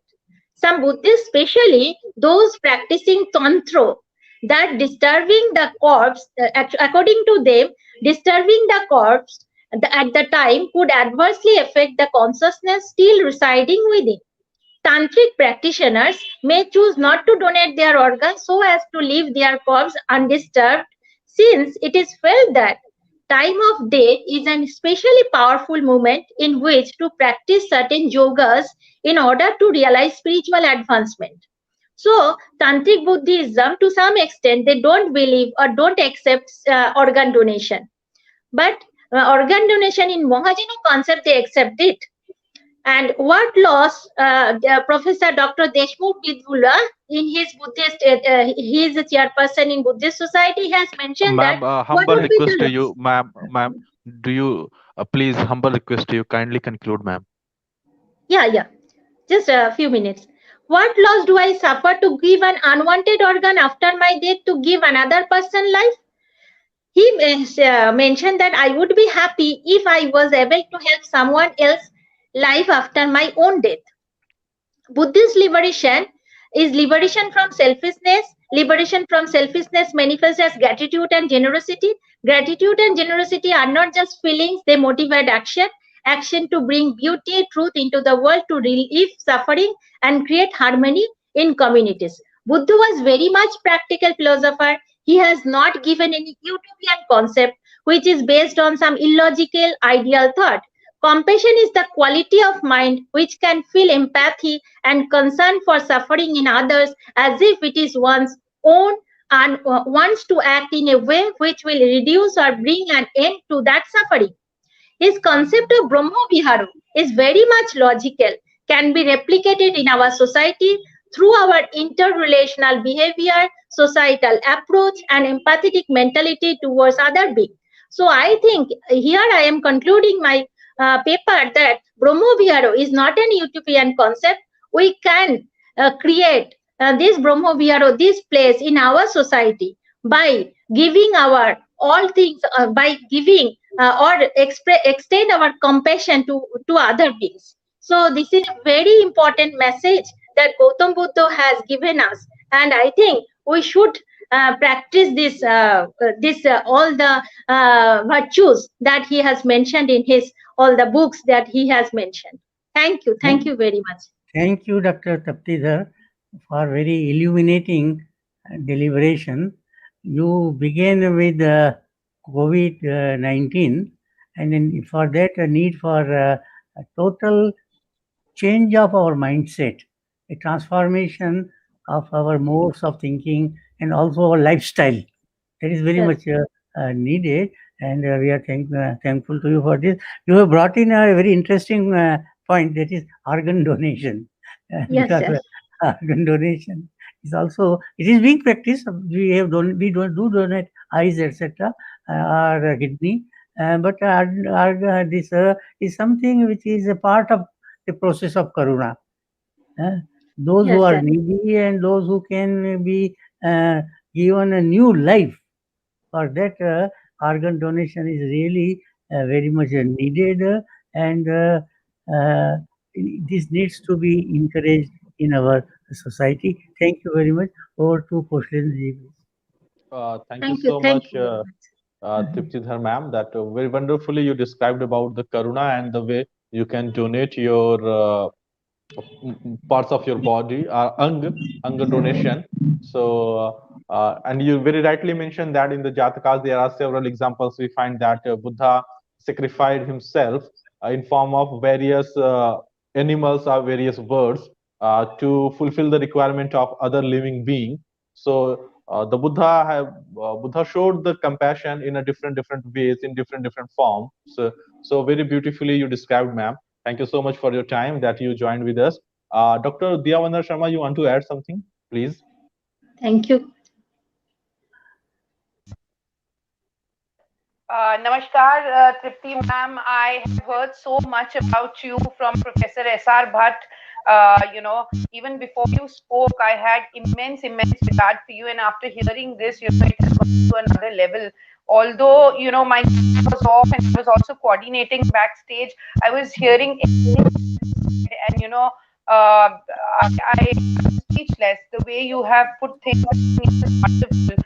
You have also given a new dimension to Mahakaruna of Buddha, and it is his Mahakaruna is like a river that flows even out after 2600 years, and it is enriching every part of the world. So, thank you so much, ma'am, for sharing with us. Thank you very much. You know, I Thank hope you, you are Mr. Master. Thank you, sir. Thank you all the dignitaries. Thank you so much, ma'am, for your time. So now we are moving to our next speaker, next guest. Our next speaker is a true scholar of Buddhist philosophy, Buddhist ethics, and Pali language and literature. He is a man of wisdom, author of so many outstanding books, research articles. Joyfully, I welcome Professor Biman Chand Barua. Biman Chand Barua is a professor in the Department of Pali and Buddhist Studies, University of Dhaka. A very warm welcome to you, Professor. Thank you, Honorable Chairperson, Professor P.S.R.Bhatt, distinguished guests and participants. A very good afternoon, all of you. Firstly, I would like to convey my heartfelt gratitude to organizer for organizing their academic webinar conference. My paper is on responsibilities and the practice of compassion, a special reference to Theravada Buddhism to COVID-19 situation in sustainable societies. Responsibility and compassion are essential quality for all living human beings. We want to lead a peaceful life in society. In order to that, the teaching of Buddhism provide a person with some special guidelines for practicing loving kindness and compassion in the COVID-19 situation to build up a sustainable and harmonious society. Some Buddhist practices and principles are highlighted as example in this paper. Uh, compassion and responsibilities are important virtues of a good person.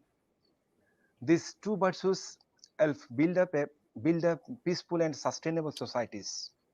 Responsibility is an obligation to all individual, and compassion exists in human mind.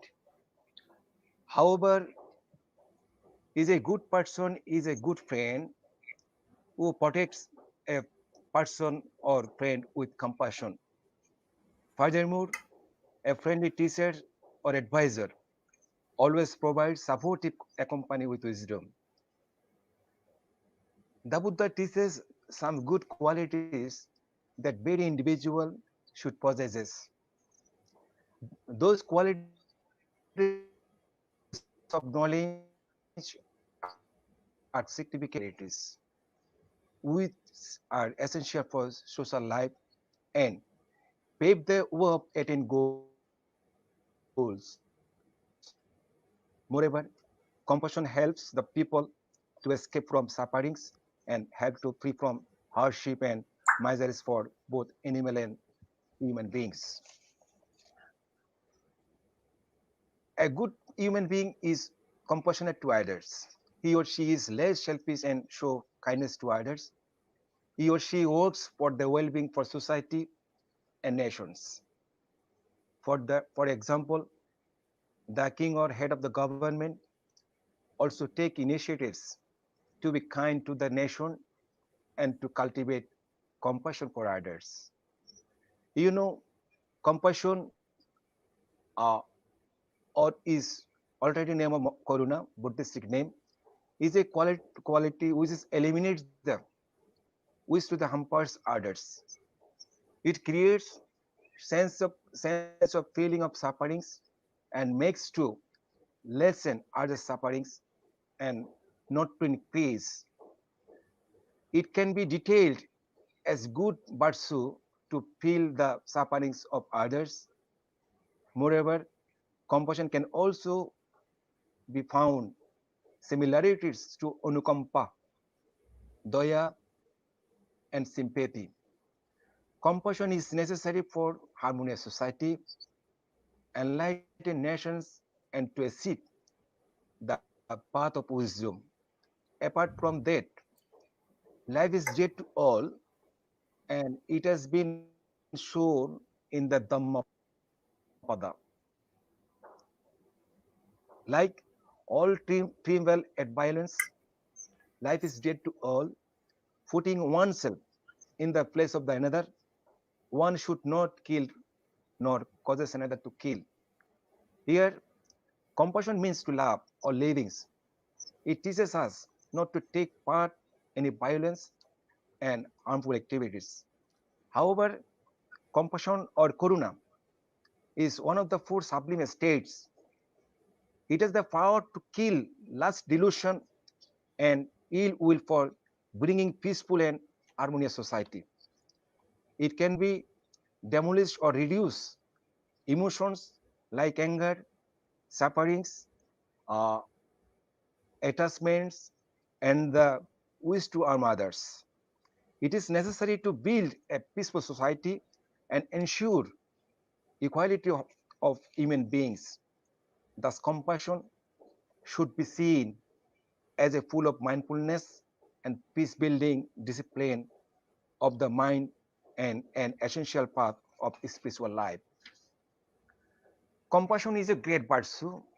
A compassionate person become overwhelmed with compassion when he or she sees others is bad condition. He or she helps to uproot that causes a trouble, avoid selfishness, and help others to reduce poverty.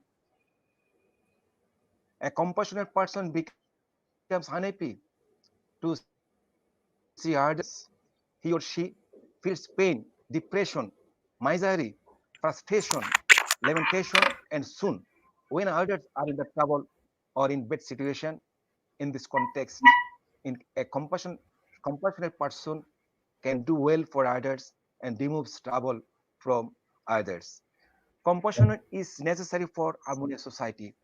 When a person simply seeks one's own happiness, one concentrated mind, one's cherishing and all sort of negative attitudes, which will create problem inside one's own emotional mind. If these negative attitudes prevail in one's mind, she or he never will be happy. Successes in life may have impacts on works and health and even of his existence.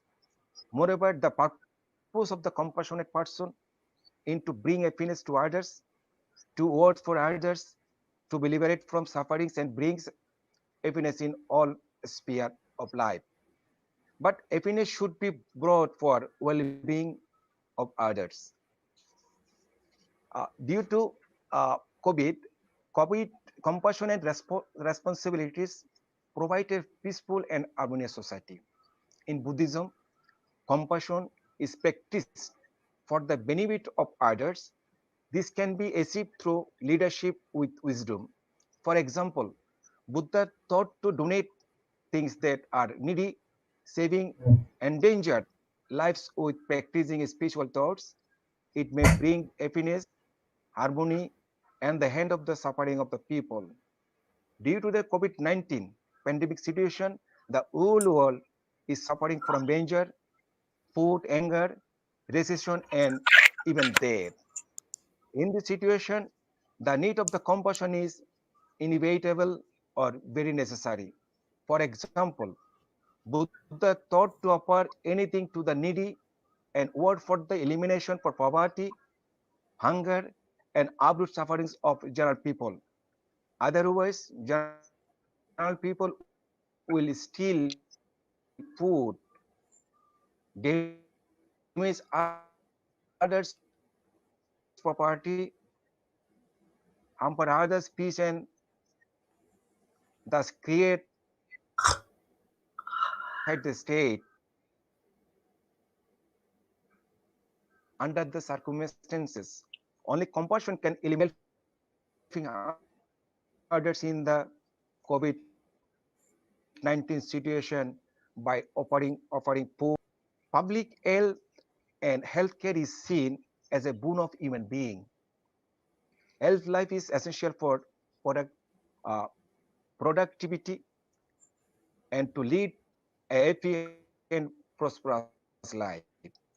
For ensuring healthy life, a human being, the government, and the rich should be compassionate towards the sick people. Moreover, the Buddha taught us to help the sick, the poor, and reduce sufferings from misery people. Due to the COVID-19 situation, the whole world is suffering from hunger, sickness. Apart from that, the universe is also suffering from economic recession. Therefore, people losing their jobs are still facing economic and social crisis. Moreover, mental and physical sickness of the human beings has been common phenomenon at the present under the COVID-19 pandemic situation. Starvation and food crisis all over the world has been increased because of COVID-19. Under the circumstances, people may commit crime and involve the various illegal activities for survival. Therefore, then they need the needy, the sick, the poor should help to improve their sufferings. Food should be ensured for all. Buddha teaches us that food is the sustains for all beings. Furthermore, every living is dependent on food. Discourse of the Buddha. Without food, nobody can survive in the world. For the healthy life, it should be provided to all. Buddha thought that edible food is vital for sustaining life. It is believed that health is the greatest wealth. The COVID-19 COVID-19, the outbreak fosters the whole world to realize the pain of sufferings, especially poor. That's why the responses of the government, the rich and compassionate people, are to elevate to exist problems by taking necessary steps under the COVID-19 pandemic situation. This action and steps can be expressed as right action, right effort by the government of respective countries. In the Four Noble Path, Buddha realized the sickness of sufferings and advised the ways to get rid of the one suffering through right action and right effort. The teaching of the Buddha is applicable to take necessary action in case in case of COVID-19 situation around the world. Buddha thought that one should live simple life, maintain healthy lifestyle, and stay in a hygienic environment for one's sake. For example, wearing mask, washing hands frequently, and maintaining cleanliness are the mandatory to keep safe from COVID-19 attack. Through wisdom, all human beings should understand the necessary of these guidelines for healthy life. Wisdom and knowledge come from compassion. The Buddha teaches to practice wisdom to be compassionate at a stage of a life. In order to live a people quiet, calm, and peaceful life, one needs to follow the principles of right livelihood. It represents the end of the sufferings in human beings. The purpose of earning in the society are for accommodation, clothing, medication, and food. The Buddha never teaches to have a lot of materials wealth, excess of necessity. This concept is Buddha's teaching of good governance. The Buddha taught the right method of the sacrifice for happiness in Chakravarti Singhonada Sutta. The synopsis of the sutta is to support everyone in the state with food, seeds, and wealth so that social harmony comes in the society. People should be provide the self-suffering by providing economic benefits necessary for them. Enough economy helps for the reliance. A person economically strong can help to others and survive oneself. Thus, it may bring happiness to from harmonious society and nations as well. Moreover, sufficient economy helps all human beings to achieve sustainable happiness. Spending money for one's own family helps the poor and the general public freedom of debt and blameless conduct. However, it is the responsibility for the wealthy peoples to the help of to the to the help the poor and needy with the necessary for their lives. It will be helpful for building sustainable society in the future. Apart from that, only the Buddha's teaching of compassion can help in this aspect. The government can provide seeds for the farmers, land to cultivate, wealth for the poor, and jobs for the workers and servants.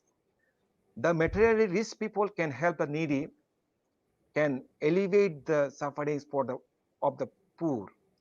Only the compassion can motivate the rich to realize this concept. Moreover, sickness prevails all over the world. Some are mentally sick and other physically. The COVID-19 pandemic situation has also created mental and physical sickness among all human beings. This sickness is hampering day-to-day lifestyle of human being. In this context, compassionate men and women can try to reduce the sufferings of human beings and ensure effective life. For example, providing vaccine is praised what the attempts by the respective government. These initiatives are helpful for human civilization and revealed a sustainable society. For a sustainable society, compassion is a very useful to show kindness and open-minded love for the needy. Uh, Lastly, I would like to say in Buddha's teaching, compassion and responsibility are very essential qualities for all human beings. The virtue of compassion help us to live in a peaceful and help beautiful, harmonious and sustainable society. It brings happiness to one's own and happiness to others. Through compassion, we can share responsibilities of human beings, families and societies. Moreover, compassion is necessary to every sphere of life for building for a good society, for a sound society. The COVID-19 pandemic will help the whole world to be compassionate to needy and the help of the bloom of, of the Eden humanity amidst every individual. So thank you very much. Thanks all of you for hearing me. Thanks. Sir, kindly unmute yourself. Bhatt sir, kindly unmute yourself. No? Yes, No, sir. Yes, all sir. right. Yes, sir. So thank you, Dr. Barua, for a very, I should say, innovative presentation in terms of responsibility. You talked of social responsibility, or I should say general responsibility in times of crisis, and for sustainable development, role of compassion is very much needed. So these are the 2 points which you have highlighted, and you have given also a new interpretation to the Brahma Viharas. Thank you very much for that. Over to Kushlenji now.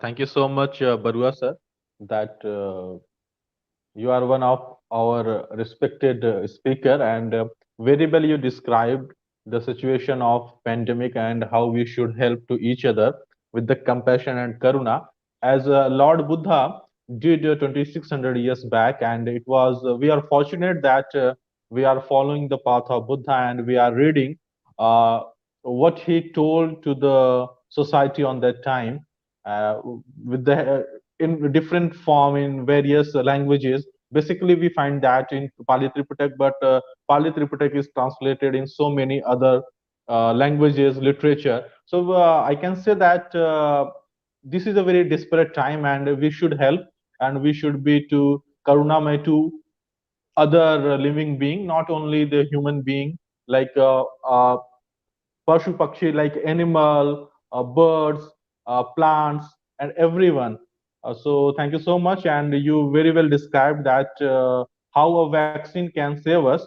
So vaccine is nowadays, we can say that a karuna of scientists that we are getting, because they tried very hard, and it is unprecedented that in 8 to 9 months they discovered, or they created that combination that is going to help the human race, even because this pandemic is after 100 years, and we lost almost 18 trillion US dollar economy in the world. We are very badly affected. So I can say that this vaccine is a karuna of scientists to human race, and very well you pointed out all these things. Thank you so much for your time, for your presentation, for your valuable thought. Once again, thank you so much. Vandana Sharma ji, you want to add anything?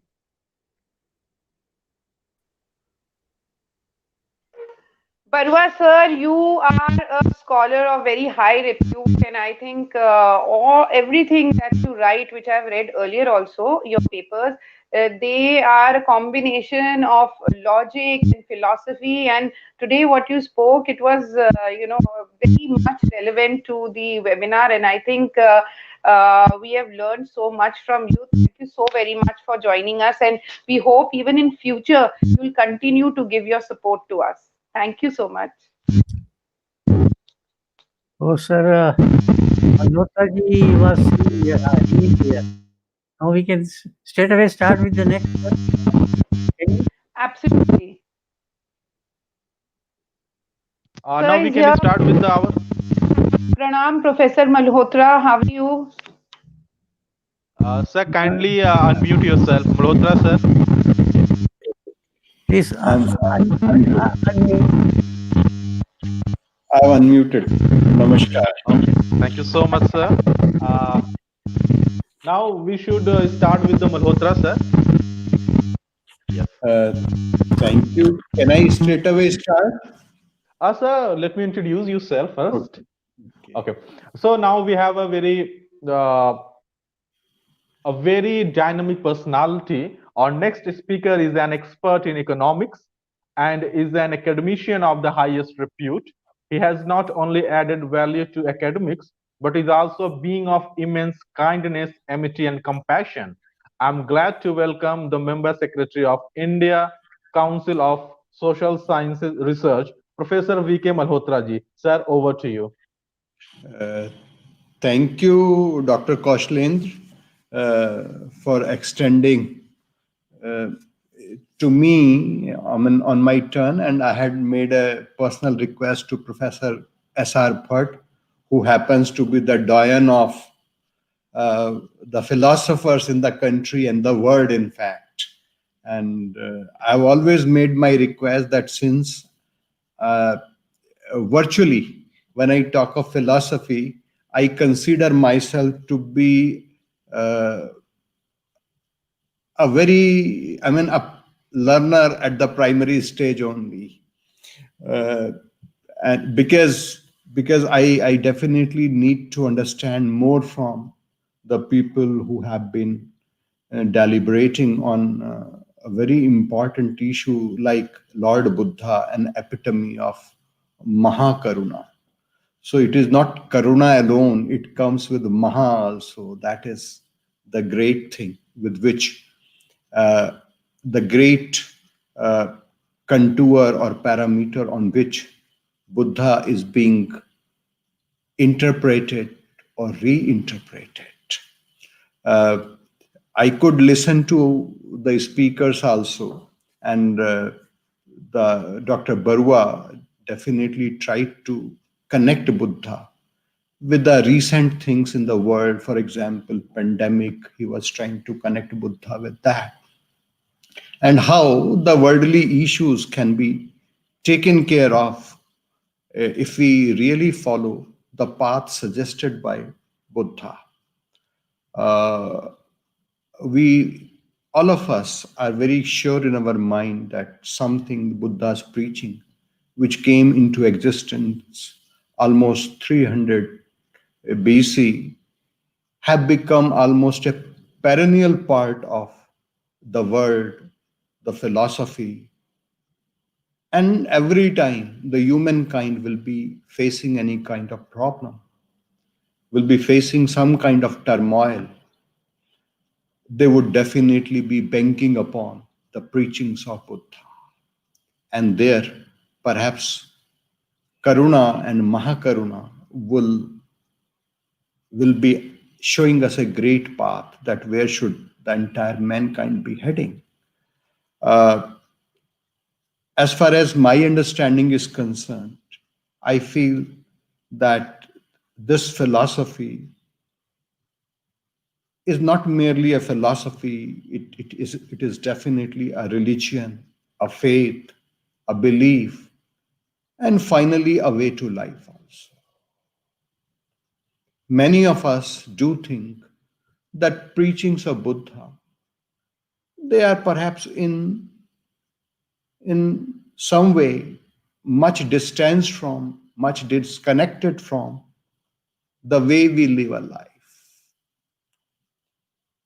But I'm compelled to say that when I say way to life, I definitely intend to correlate the realities of life with preachings of Buddha.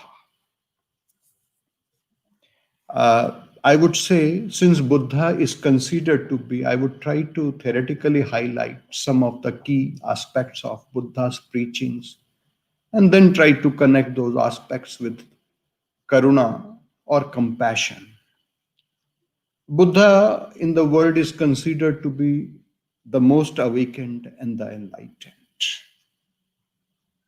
The primary issue is that who could be the most awakened or the enlightened or the conscious, and of what you should be most awakened, enlightened, and the most conscious.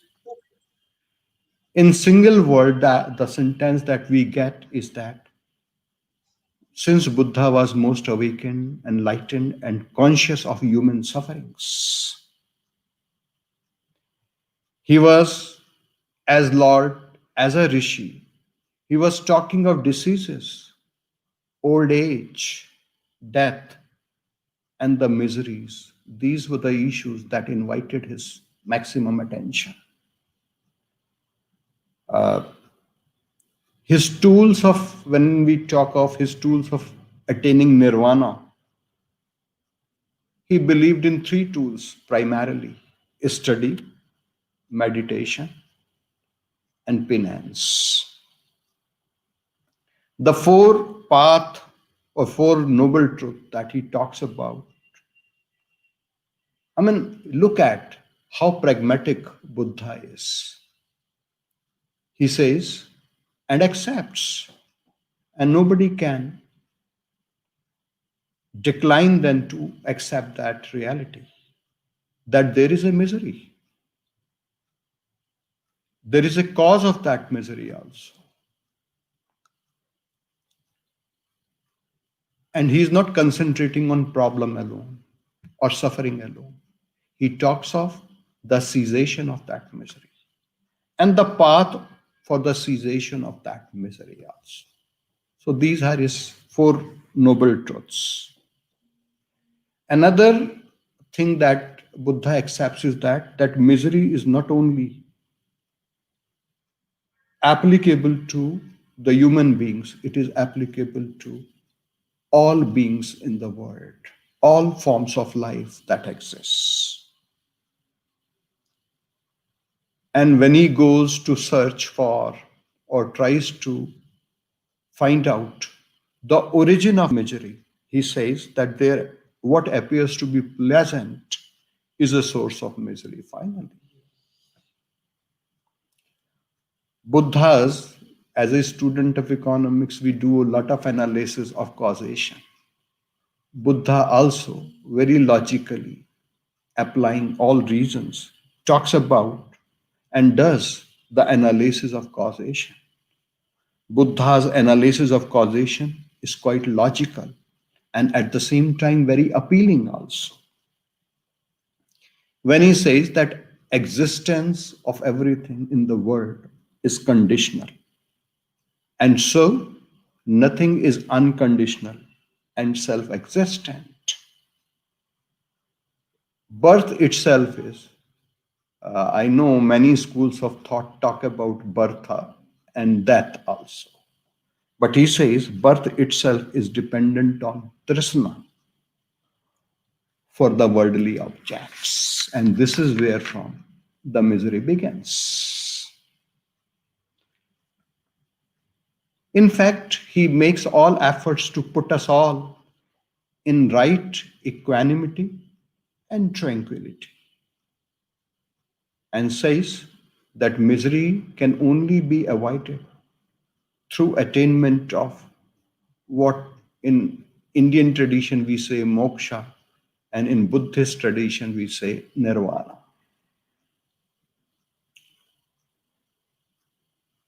I'm reminded of Samuelson's understanding of what is preferable over what.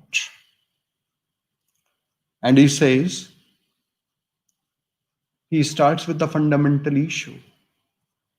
I see that most of the philosophers in the world, they talk about the fundamental things, talk about the fundamental causations, and try to give their own understanding of the things through their own experiences, studies, and I say that this wisdom or this enlightenment of Buddha was attained through following a path of study, meditation, and penance. So what is preferable over what? He talks of very pragmatic issues. Interpretations are philosophical. Issues remain fundamental and very pragmatic, and they arise from the world, and they remain very much practical to the world and the problems of the world. He never talked of himself, never talked of metaphysical objects, and was always concentrating on the problem of misery related to life. And when he says that nothing in this world is permanent, all things are subject to change, owing to change in conditions. And when he talks of continuity of the present life, he goes to the extent of saying that unless we resolve the issues pertaining to our own miseries, the misery shall continue, because the present life has got a continuity also. It generates another life through seed and tree relationship. How pragmatic his approach was is very well established by the fact that more than 500 million people across the world follow Buddhism. I was looking at the list of countries where Buddhism is followed. It goes beyond 125 countries. We know the prominent countries also: Bhutan, Myanmar, Cambodia, Tibet, Laos, Mongolia, Sri Lanka, Thailand, China, Japan, Taiwan, North Korea, South Korea, Nepal, Vietnam, Singapore, Hong Kong, Russia, India, Malaysia. I mean, almost entire East Asia and Southeast Asia. I was looking at some analysis by Peter Harvey also, when he says that nearly 12% population of India and Pacific, Asia and Pacific, is constituted by the believers of Buddhism. Nearly 1.2% from North America, nearly 0.2% from Europe, and a significant part also in Middle East and Latin America and Caribbean countries. When we talk of such followers of Buddhism, I intend to say, few words of Buddhism definitely are the most important for the world. And among those words, Karuna, compassion, or Mahakaruna, the great Karuna. I do not know whether world really is moving towards attainment of that Mahakaruna or not, that Buddha was preaching. Because Karuna is a means for attaining a happy present life and a heavenly rebirth. This is the philosophization. And that finds its expression in Theravada Buddhism. And we know there is a translation of the word compassion also in respect of Karuna, when we say compassion is also self-compassion.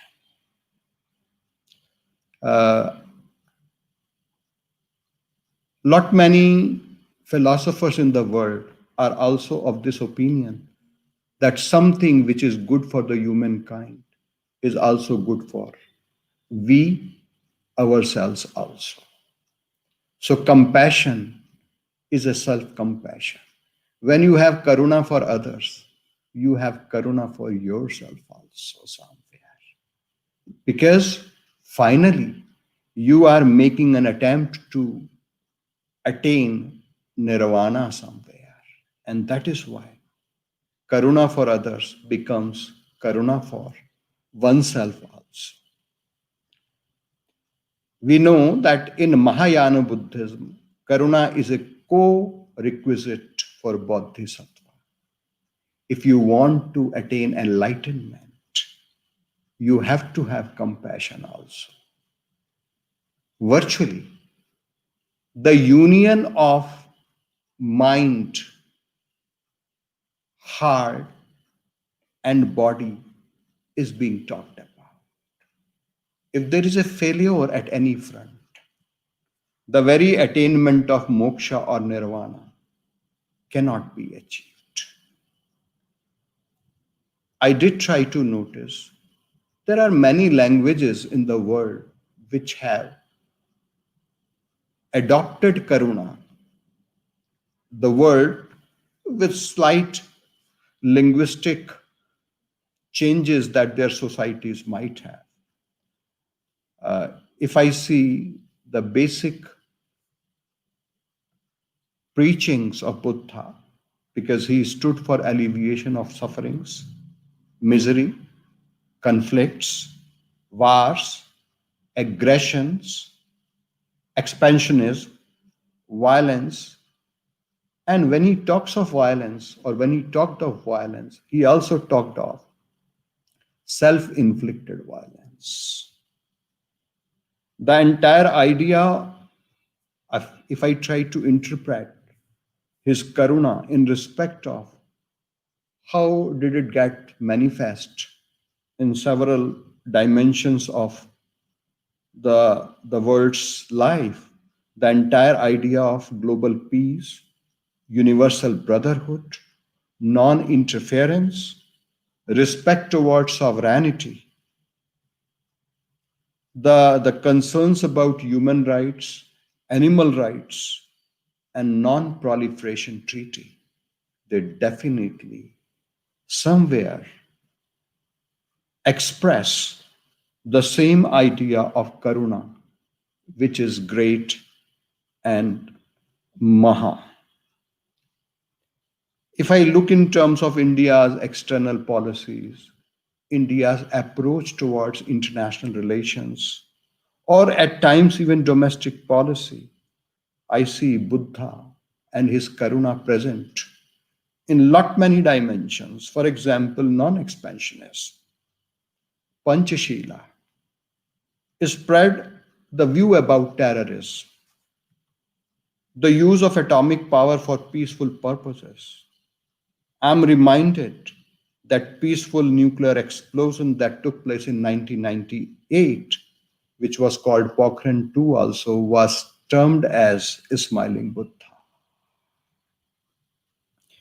India's policy of non-aggression in the first instance and not to be first aggressor in foreign relation definitely follows certain footsteps of Buddha.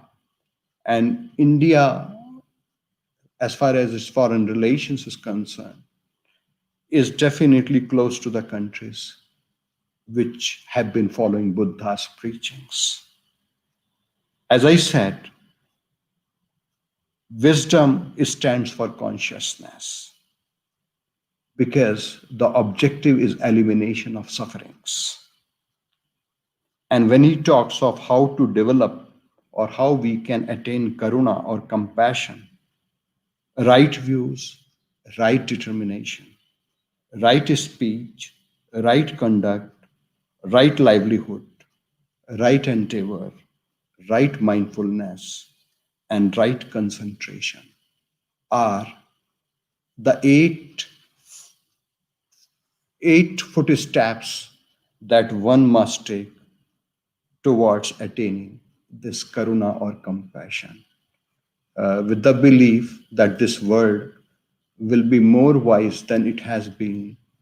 It would definitely follow the path of wisdom shown by Buddha within this world, and we would definitely be able to make life much better, much happier, and much more a pleasant experience for all of us. With these words, I will stop here itself. I'm thankful to the organizers for inviting me to join you all and learn from you on this occasion. Thank you very much. Bhatt sir, kindly unmute your mic. Bhatt sir, your mic.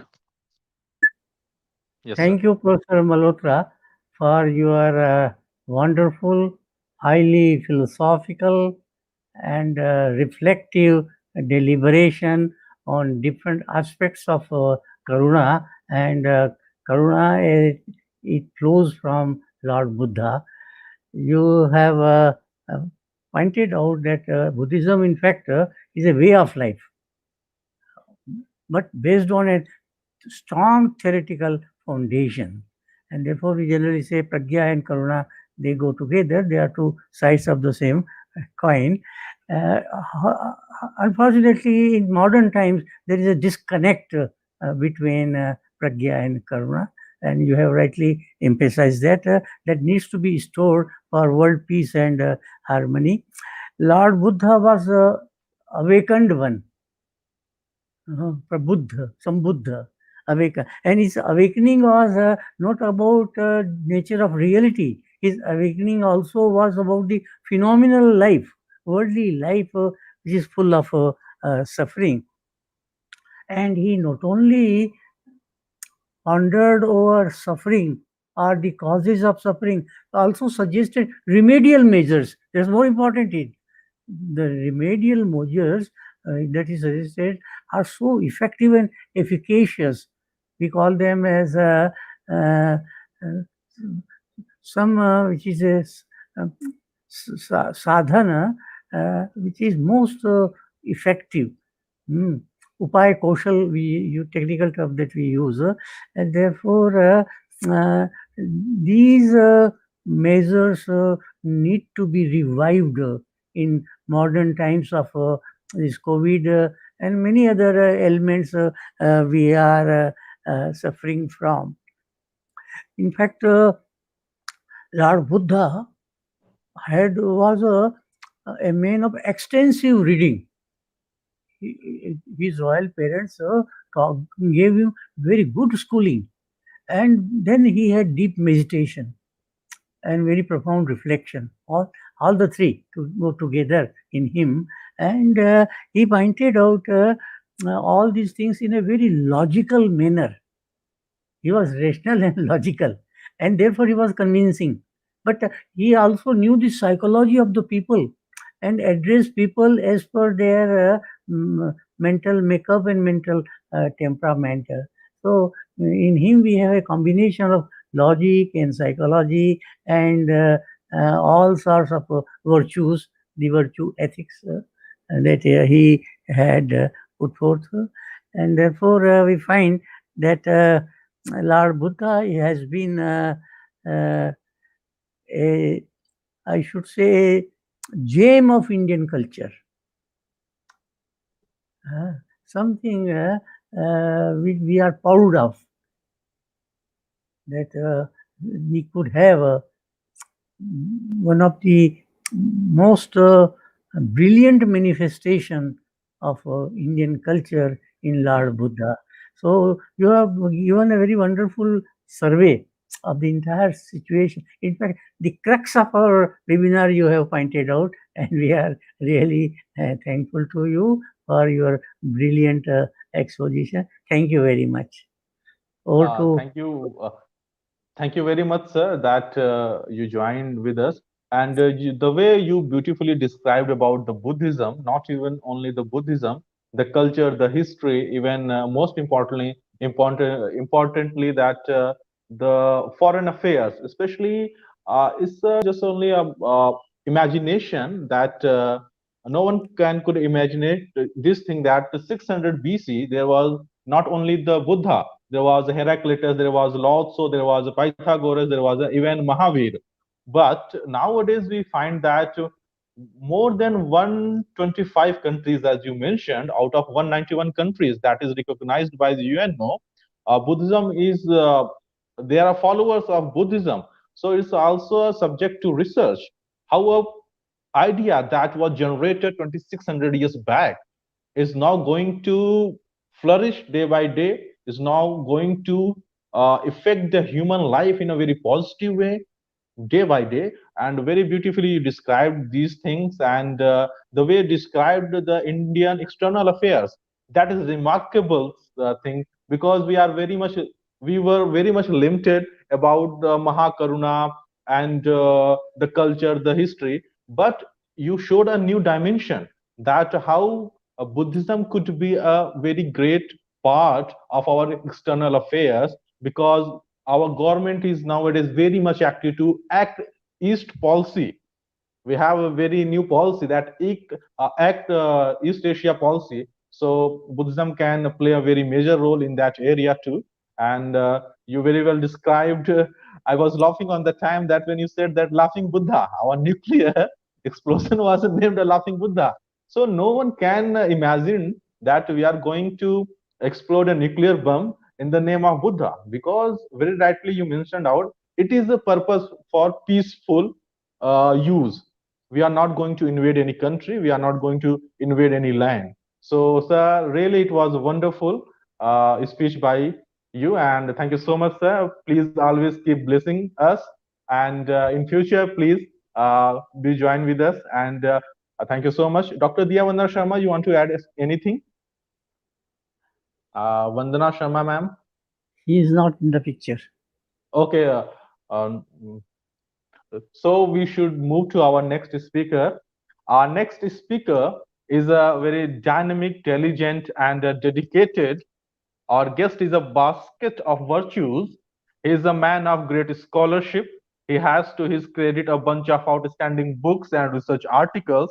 Two-time Fulbright scholar, former Vice Chancellor, Buddhist University Lumbini, Nepal, and the founding president of Nepal Traditional Buddhist Association, Lalitpur, Nepal. I welcome with delight Professor Naresh Man Bajracharya ji. Sir, over to you, and kindly unmute your mic.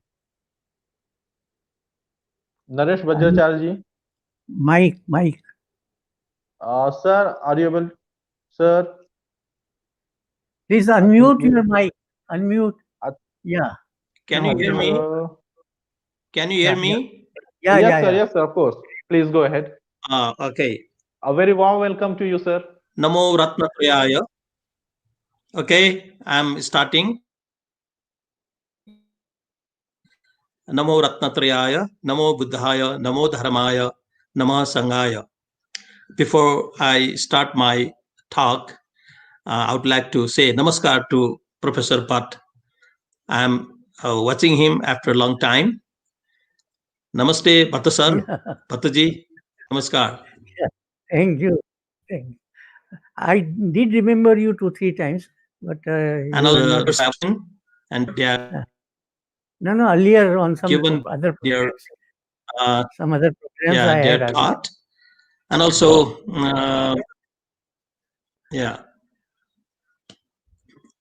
and Kausalji and Diya Vandana Sharma ji, who are running this program with their tireless effort. And also my namaskar, I would like to extend my namaskar to all the speakers and participants, viewers.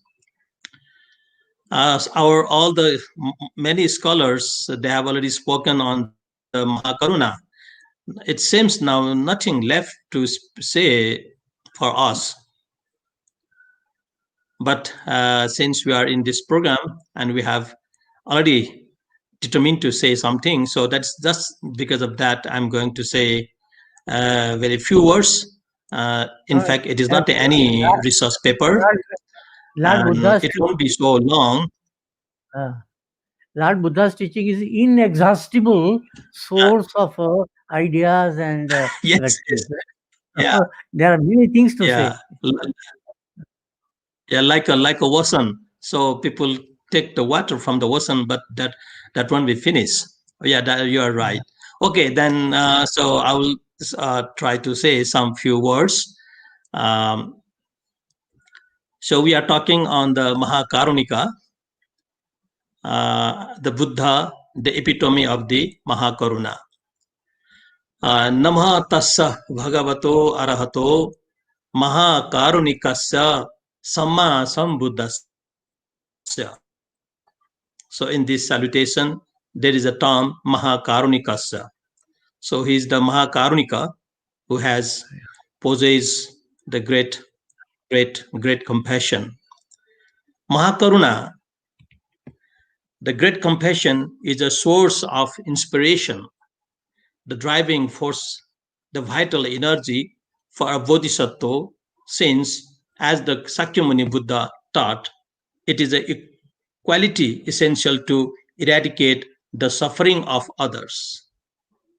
In this August gathering today, I would like to highlight how Mahakaruna impacted in his previous lives up until his becoming a Buddha, the enlightened destiny of the Siddhartha Gautama. In other words, it was expressing Mahakaruna that guided the bodhisattva life of Siddhartha Gautama until his nirvana. According to the Pali sources, Sumedha Rishi, and according to the Sanskrit sources, Megha Manavaka, took the bodhisattva vow in front of Dipankara Tathagata, determining to become a Buddha for the welfare of all living beings in the future. To become a Buddha in the future, Sumedha Rishi determined that he would devote his life for the welfare of all living beings. The idea of becoming a Buddha in the future is not self-centered. Those who can seek this ideal are not limited to any caste, creed, color, gender, zone, etc. The vow is to be extended to all the realms of existence, including the Naraka, Pretas, Tiriyag, Devas, Daityas, and Manushas. A question may arise: what were the factors that made Sumedha want to take the vow to be Buddha for the welfare of all the living beings? No doubt, the answer is the Mahakaruna. Feeling Mahakaruna, he took the vow to be a Buddha. From this moment, he became a bodhisattva. Out of Mahakaruna, throughout his bodhisattva career, he sacrificed his life innumerable times. And finally, he completed his bodhisattva career and mastered every paramita dharmas. He perfected both the Jnana Sambhara, that is the Prajna, and the Punya Sambhara, and then was reborn in Tushita Bhuvana as a Swetaketu Bodhisattva. There he was already the enlightened one, a Sambhoga Kaya Buddha. From the beginning of his journey from Sumedha Bodhisattva all the way to Swetaketu Bodhisattva, his body, speech, and mind were completely infused with Mahakaruna. Then, as Swetaketu Bodhisattva, he descended things. Again, a question may arise: what factor made him descend to earth from Tusita heaven, where is full of heavenly body? No doubt. Again, the answer is the Mahakaruna. He had taken the vow to be the Buddha for the welfare of living beings. The Mahakaruna inspired him to descend to the earth as the Bodhisattva Siddhartha. Then, as a human being, the Bodhisattva Siddhartha had undergone all the passages of life, and Abhiniskramana, Pravajya, Maravijaya, Duskaracharya, Abhisambodhi Labha, and declared himself that he had attained the Bodhigana. He had to do so because staying in the Tushita heaven, he may not able to help non-heavenly beings. Yet, out of Mahakaruna, he had undergone all the passages of life up until his declaration as a being, Samyak Sambuddha, embodied as the human Nirmana Kaya Buddha. After the declaration of the attainment of Bodhi, the first Dharma Chakra Pravartana, the turning the wheel of law, is one of the most important events. It was Mahakaruna that caused the Buddha to turn the wheel of law for the welfare of all living beings, instead of following the advice of Mara and ending his human life. He, out of Mahakaruna, demonstrated the Dharmakaya Buddha. And the Buddha, because of Mahakaruna, also instructed his disciples to go forth for the welfare of all living beings. Charata vikave charikam bahujana hitaya bahujana sukhaya, etc. Here the Buddha had at least two aims. One was to reach many people, and the second was to put his disciples into the Buddha path out of Mahakaruna. The Buddha, who living on the earth in the samsara, was enjoying the nirvana, the vimukti sukha, so the possibility of the attainment of nirvana to his followers. Buddha did so out of Mahakaruna for the sake of all living beings. Now, in short, it can be understood that the Buddha demonstrated the Dwadasa Buddha Charitra, the Buddha's 12 carriers, based on the quality of Mahakaruna. If Karuna is only oneself or only human beings, then it is only a limited compassion. If it is extended for all living beings, however, then it is the Mahakaruna. Thus, Mahakaruna is an inclusive term defined by concern with the welfare of all animate and inanimate beings, that is the Jagat. It is therefore important to see that Mahakaruna should be termed in English the universal compassion rather than great compassion. Another key point is that Mahakaruna is not only an emotion but also a virtue put into action. So the entire Bodhisattva Charya or career and the Tathagata Charya are found on Mahakaruna. Or one might say that Mahakaruna is central to both the entire Bodhisattva Charya and the Tathagata Charya. In some ways, the Buddha and Mahakaruna are the synonyms for each other. We can therefore say that the Buddha is the epitome of Mahakaruna. This is the reason why we all salute to the Buddha in the following way: Namo tassa bhagavato arahato mahakarunikassa samma sambuddhassa. And for this reason, in Theravada tradition, we can chant the Mahajaya Mangala Mahaparitrana Sutta as follows: Mahakaruniko Natho Hitaya Sabba Paninam Puritva Parami Sabba Patto Sambodhi Muttamam Yetena Satcha Vachena Hotume Jaya Mangalam. Hotu Sava Mangalam. Further, I would like to highlight one more gatha out of 12, known as the Dasa, out of the 10, the Dasaparamita gatha from Aparimitayu Mahayana Sutra. That is chanted in the following way: Dana balena samudgata buddha Dana baladhigato narasingha Dana balasya shruyati saptam karunikasya pure prabhishet.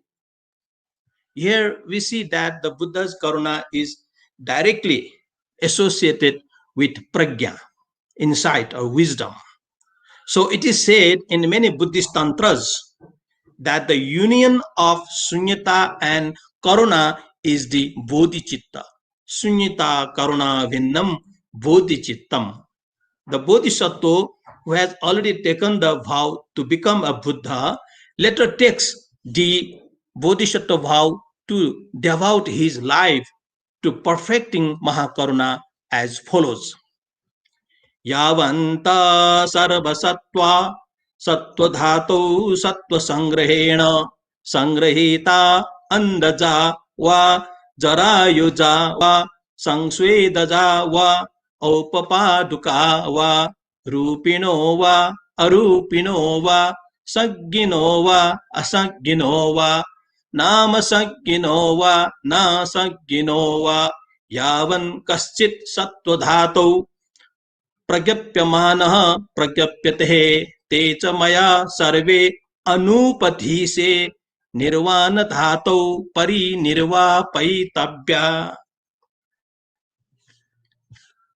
The discussion made today justifies that the Buddha is the epitome of Mahakaruna. If we can embrace even a small part of Mahakaruna, we can have happy life and can make others' lives happy. So the discussion on the Buddha as the epitome of Mahakaruna is really, really relevant and would be fruitful not only for today and 3 days and for a year, but forever. So once again, Mahakaruniko Natho Hitaya Sabba Paninam Puritva Parami Sabba Patto Sambodhi Muttamam Etena Satcha Vachena Hotu Jayamangalam. So this is my very small, teeny space. I already told you it's not my any research paper. And based on our so whatever I have told here is based on the daily life practicing the Buddhism. So now I should say thank you all for listening to my thoughts. Thank you very much. Once again, I would like to thanks to the Prof.S.R.Bhatt, the very senior most our professor, and the other entire team who are really working so tirelessly. And also I would like to thank to the Saraswati Mustadi from Calcutta, who inspired me to join. In fact, he forced me to join. You must participate and you must talk. Anyway, so once again, I extend my warm, sincere thanks to all of you. Okay, bye. Sir, kindly unmute yourself. But sir, please unmute yourself. Now, so thank you, Professor Vajracharya. Yeah, it was nice to see you once again after a few years, and we also thank you for your wonderful, highly philosophical, and most impressive presentation of Buddha's Mahakaruna, which is, as you rightly said, is the same as Mahapragya. The two coalesce and therefore go together. You also equated, you really, in fact, Buddha was motivated to remove the suffering of the humankind out of Karuna only. It was Karuna which was the springboard for his teachings or renunciation of the world and emancipation of the universe. Renunciation as well as emancipation. And this is so. And you also have referred to the three kayas. From Sambhobhaya, there's a transition to Nirmanakaya, and Nirmanakaya is for the whole world, whole cosmos. In fact, we translate Mahakaruna as universal compassion only. It is a compassion for the whole world. And Maha, therefore, is universal in nature, and we don't regard it merely sentimental or emotional outburst. It is something which is a cardinal virtue. All other virtues have their foundation roots in Karuna only. Even the Maitri is based on Karuna. Mudita and Upeksha also are drawn from Karuna only. So Karuna is foundational. And that's why we said he is an epitome of Karuna. You have made a very remarkable about this thing, that Lord Buddha descended down on earth from Tushit heaven out of Karuna only. In fact, in Indian say religious traditions, all avatars are for sake of Karuna only, for spread of virtues and for protect and dissemination of the vices, protection of the virtuous people. So you have rightly pointed out. We have lost connection with him, it seems. Yeah, I think so, Yeah. sir. We lost Yeah. connection with Anyway, Vajracharya. we go. Kindly invite then the next speaker. Okay, really, we must thank to him for his wonderful presentation. So now we are moving to our next speaker. She is a very beautiful and dynamic personality of our time. So I would like to call Rajshree Beneymadoo ji. She is from Mauritius and she has a very talented personality of in the academic circle. Ma'am, over to you. Thank you. Revered scholars present from around the globe, Prof.S.R.Bhatt, Chairman AIPI. Prof, I just want to tell you that I feel extremely blessed and honored for having been given me a third opportunity to be as a speaker at AIPI webinars. And my sincere salutations and Charan Sparsh, Prof, the organizing team of AIPI, since past last 3 days, strenuously being here, attending and assisting us to all our queries, Dr. Vandana, Dr. Kaushal, and my dear beloved online audience, greetings from Mauritius and Mahatma Gandhi Institute. Namo Buddhaya.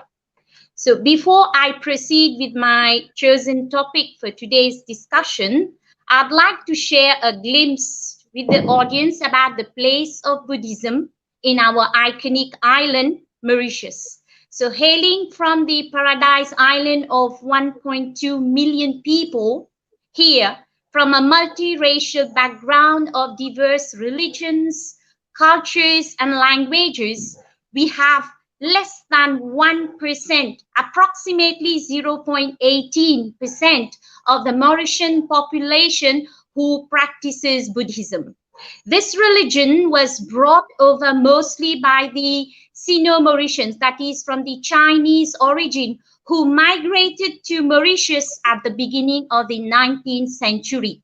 So we have the Dharma Rakshit Mahayana Buddhist Center at Capabon here as one of the most significant community center for Mauritian Buddhists. So let's come back to my discussion part for today's session.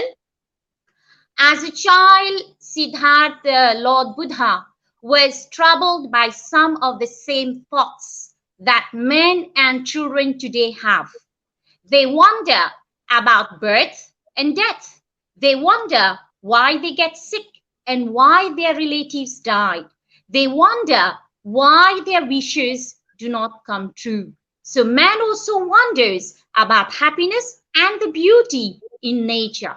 So because Lord Buddha knew what was in the hearts of children and humankind, so he taught everyone how to be happy and a peaceful life. And Buddhism is not about strange beliefs from faraway lands. It is about looking and thinking about our own lives. It shows us to understand ourselves and how to cope with our daily problems. So two very human qualities that are highly regarded in Hinduism, in Buddhism, are compassion, karuna, and loving kindness, metta. So together with two other mental qualities, sympathetic joy and equanimity, they are known as the four divine abidings. So let us see. I think for the last 3 days, we have continuously been given lots of shed light about compassion. Let me try at my level what I do understand. So compassion is about recognizing the suffering of others and wishing for that suffering to be alleviated. This suffering can be seen in individuals who we associate with on a daily basis and on a global level. We feel compassion for associates, friends, and relatives who are going through a particularly hard time. We identify with their suffering, imagine what they are going through, and hope that this suffering will come to an end. We also see the world as it comes through our newspapers, radios, and television screens, appalled by the tremendous suffering that is out there resulting from famines, natural disasters, terrorism, war, and recently our ongoing hit pandemic, Corona, and so on. Lord Buddha, shortly after his enlightenment experience, he decided to share his teachings with the world, even though he thought that what he had discovered might be too difficult for anyone to understand. He knew that beings were trapped in the cycle of birth and death, samsara, and the suffering that comes with that. The Buddha's teachings, therefore, have their source, yes, in the feeling of compassion, Mahakaruna. It is easy to see from this why compassion is so highly regarded in Hinduism, in Buddhism, and is something we are encouraged to develop. His Holiness the Dalai Lama said, I quote, "We might reject everything else, religion, ideology, all receive wisdom, but we cannot escape the necessity of love and compassion," unquote. So today I will try to attempt to show how Lord Buddha's Mahakaruna promotes a peaceful life. Buddhism is an outstanding representation of our religious tradition, a tradition of peace and harmony. Humanism, which was a hallmark of Buddha's teachings, crossed all racial and national barriers. The master aimed at the development of a new kind of a free man, intent on working out his own future with reliance on one's own self at deep. But today, more than even before, we are suffering from an exhaustion of spirit, an increase of egoism, individual and collective, which makes the ideal of a world society difficult to achieve. Buddha has a great force for peace in the world. Buddha's policy of peace, self-sacrifice, kindness, and charity molded the lives of numerous saints in medieval India, while in modern India too, we had some great leaders like Gandhiji and Nehru have undoubtedly been guided by Buddha's teachings. The declared foreign policy of India was based on Panchashil, in itself a Buddhist term, which allows for the possibility of peaceful coexistence between people of different ideologies. So, dear audience, world peace today appears to be a myth, a mirage. However, it is equally true that despite of diversity of race, religion, and ideology and so forth, people are all over the world, they are near unanimous in their basic wish for peace and happiness. Today, at the threshold of 21st century, the world is in dear need of peace, which should produce harmony, universal brotherhood, love, compassion, forbearance, equanimity, and breed solace in interpersonal relationship. International humanitarianism, non-violence, and world peace are a foremost necessity of today.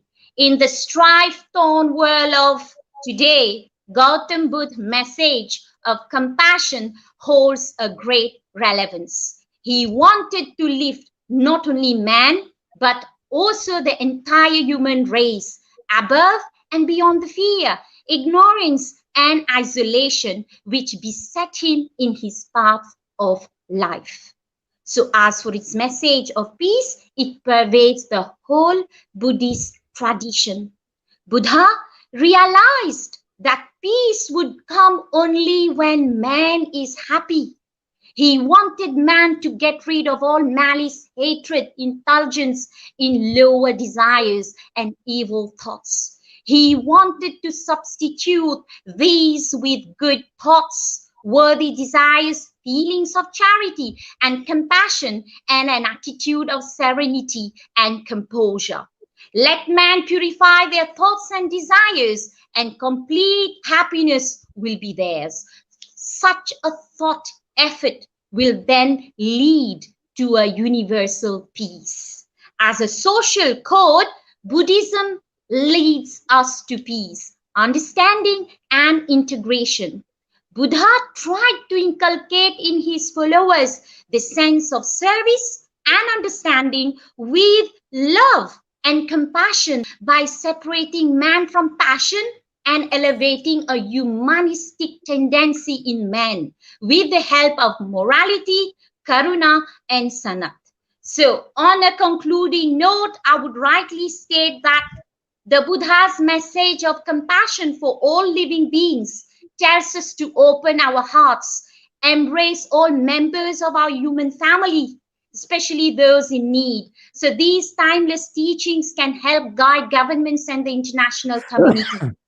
They can inspire our efforts to address many of the broader challenges confronting our world in peace and security, in development, and in the protection of our environment. So in each of these areas, we have to rise above the national self-interest and think and act as a member of one global community. So lastly, Prof, allow me to share a story with you all. Buddha was in an assembly.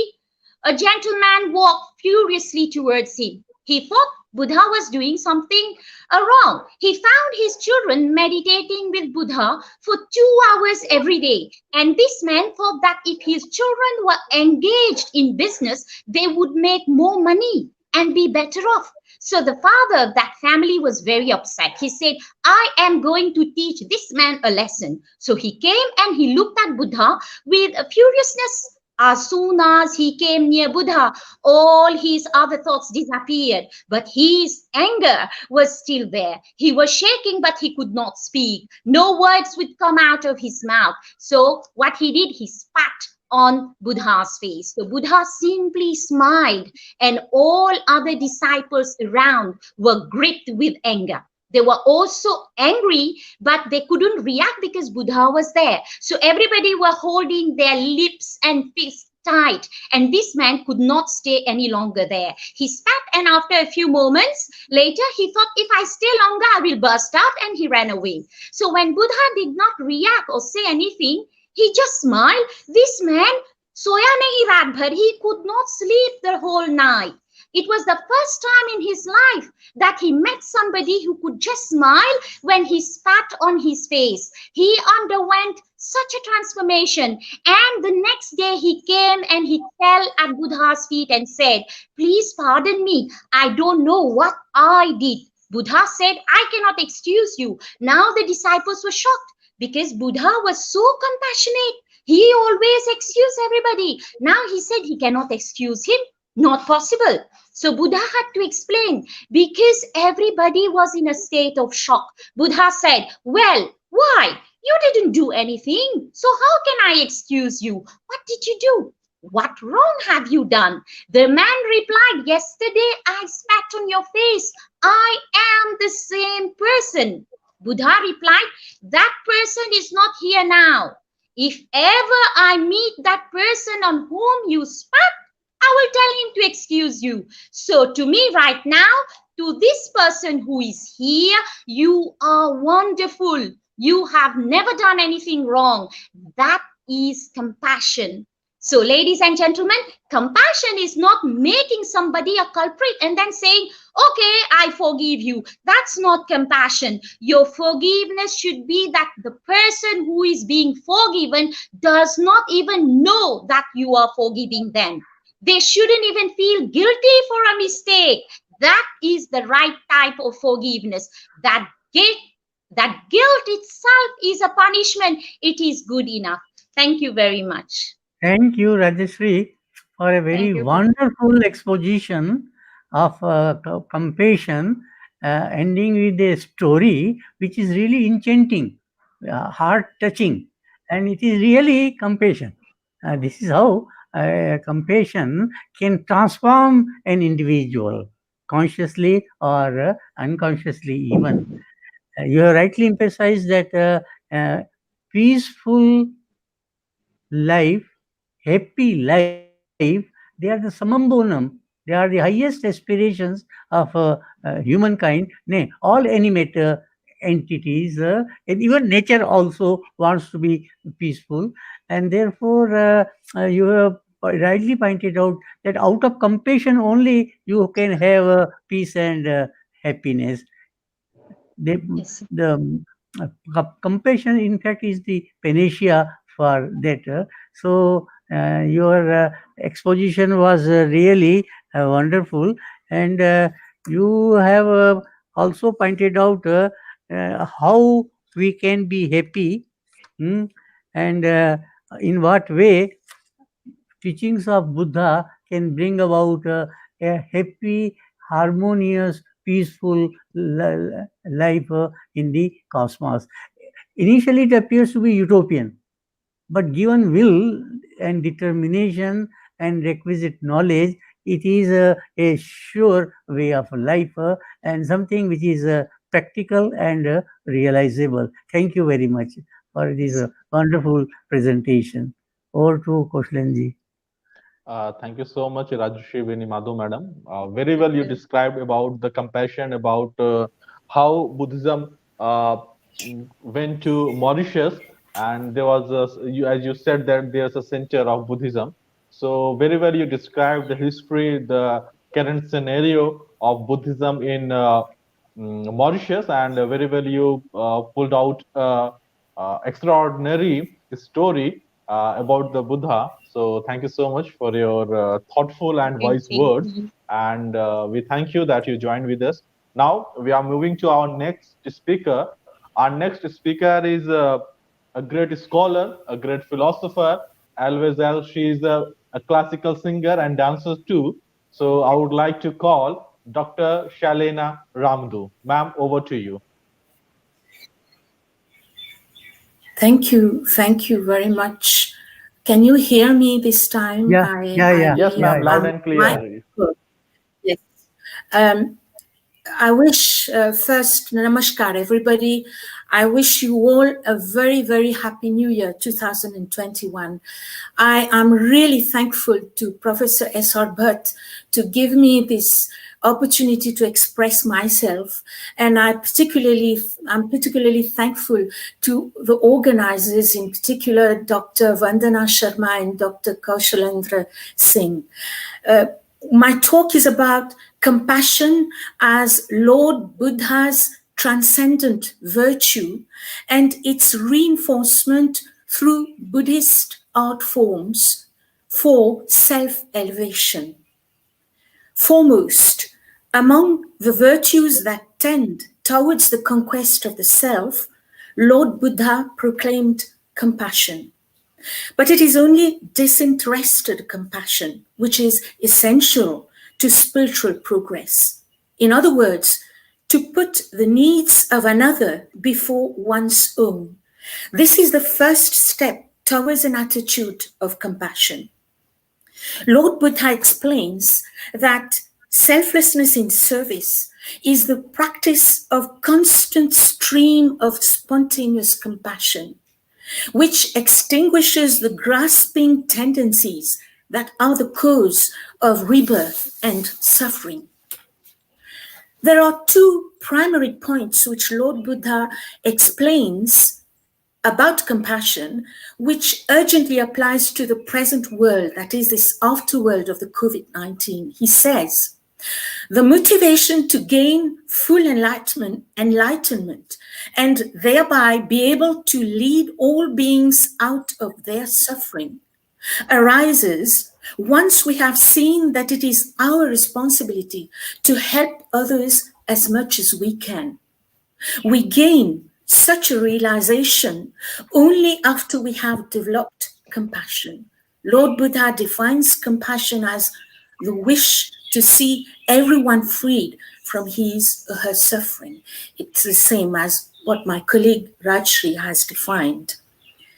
Then there's a second point Lord Buddha explains, which really applies to our world today, the after COVID-19 world. The wish to destroy enemies and defend friends has been the cause of all the many conflicts in the world, from squabbles between two individuals to global wars. An enlightened being, a Buddha's achievement of enlightenment, stems largely from his or her development of bodhicitta. This in turn is dependent upon compassion felt towards others, to the point that even if our most harmful enemy is behaving badly towards us, we should feel compassion for him. The elaborate body of Buddhist fine art and performing art productions inspires towards discovery and progress of these ascetic qualities, with the quality of compassion as a predominant virtue.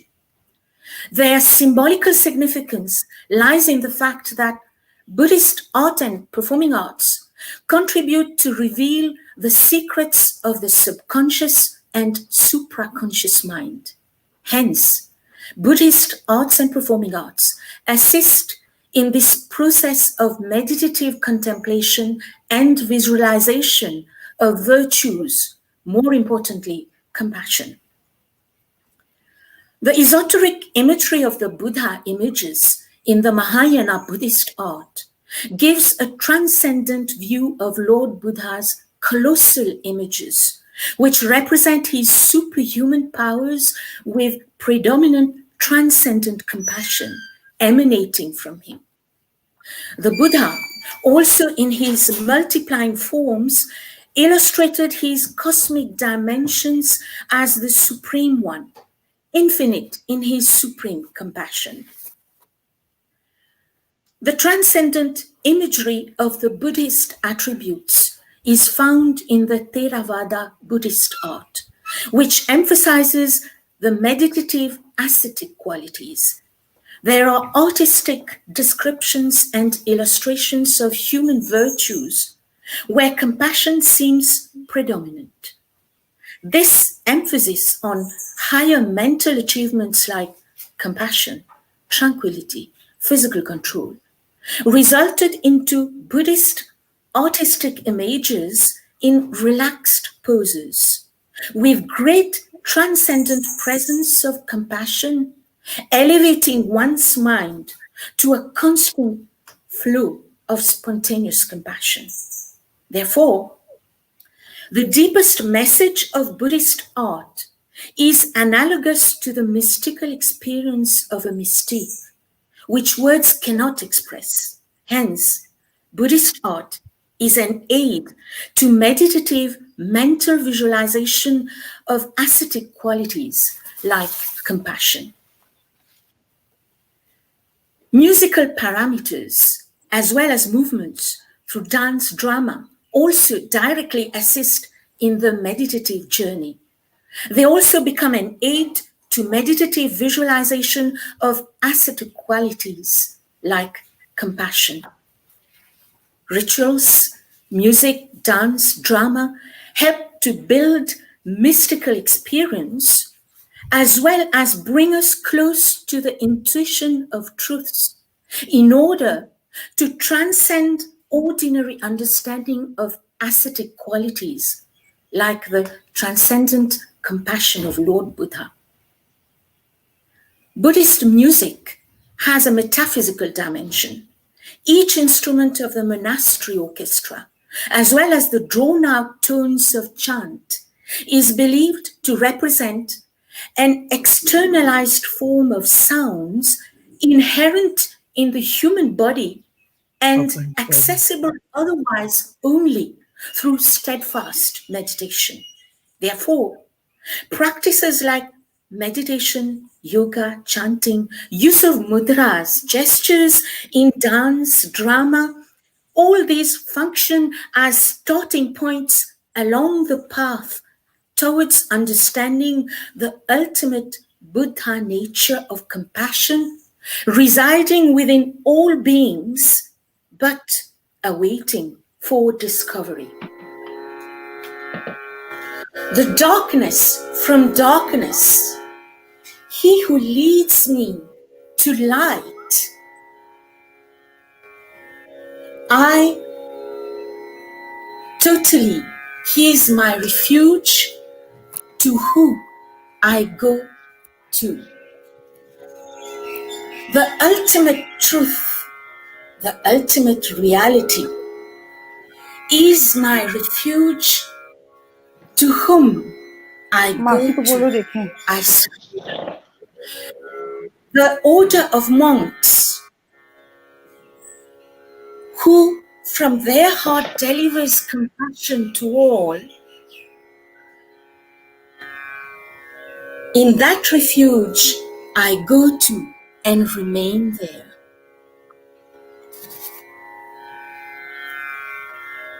Buddham Sharanam Gacchami,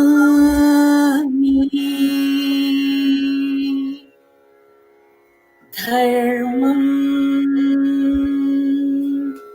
Sharanam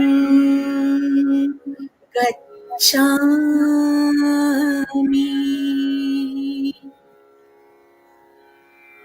Sangam Sharanam Gacchami.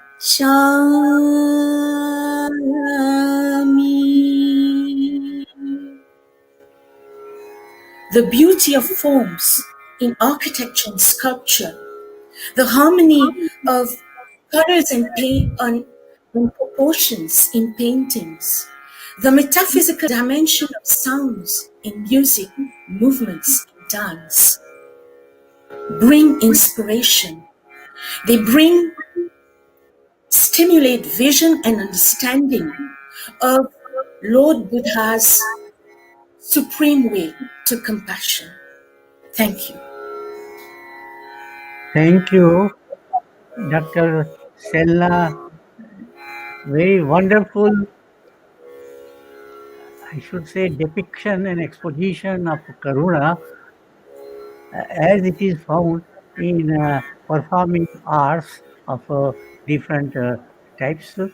And you have rightly pointed out that Karuna gets a spontaneous exhibition in say, and it gets reflected in different art forms. So you have brought in fact a new dimension to which I think Pavitra also will be adding something equally wonderful. We are lucky to have two classical dancers with us, one from India, another from Mauritius. So it is really a very happy augury. And see, Buddha's images in different art forms are really very much enchanting and attractive. His smiling face, in fact, the grandeur in his face, the sublimity that is there, well, they are all captured in different art forms, and that elevates us. In fact, what we call as Brahmananda, so we have that ecstatic feeling. We reach to the transcendental height. Thank you very much. Over to Thank you again, Professor Bhatt. Thank you, Dr. Kaushal, Dr. Sharma ji. Thank you so much, ma'am. It was a very wonderful speech and a performance by you. In the very short time, you showed the how a performing art can be very useful to teach others, because a picture is art is more than 1,000 or lakhs word. So thank you so much for your time, and I have a very humble request to you, ma'am. Kindly mute your mic, and I would like to invite Dr. Diya Vandana Sharma ji. Yes, Please yes. add some words. Yes, Firstly, I would thank you. like to thank Dr. Shelina Devi, who came here and gave such a wonderful presentation. We have been very unfortunate that for the past two webinars, we have just not been in a position to connect with her due to some reason or the other. But I think it's all destined. You were supposed to be here on this day at this time. And I think we all just enjoyed the way you presented everything. In fact, I had got into trance while, I was listening to you and hearing that beautiful music and all your mudras and everything. Thank you so much, ma'am. Thank you for coming here and thank you for gracing us. Thank you very So, much, Madam, yourself, okay. for coordinating. Thank you so much. I have a humble request to you. Please mute your mic. Dr. Shalina, ma'am. Now we have a very wonderful classical dancer.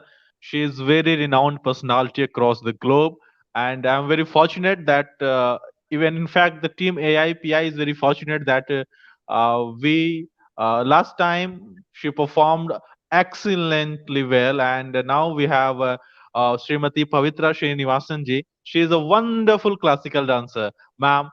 Over to you. Please unmute your mic.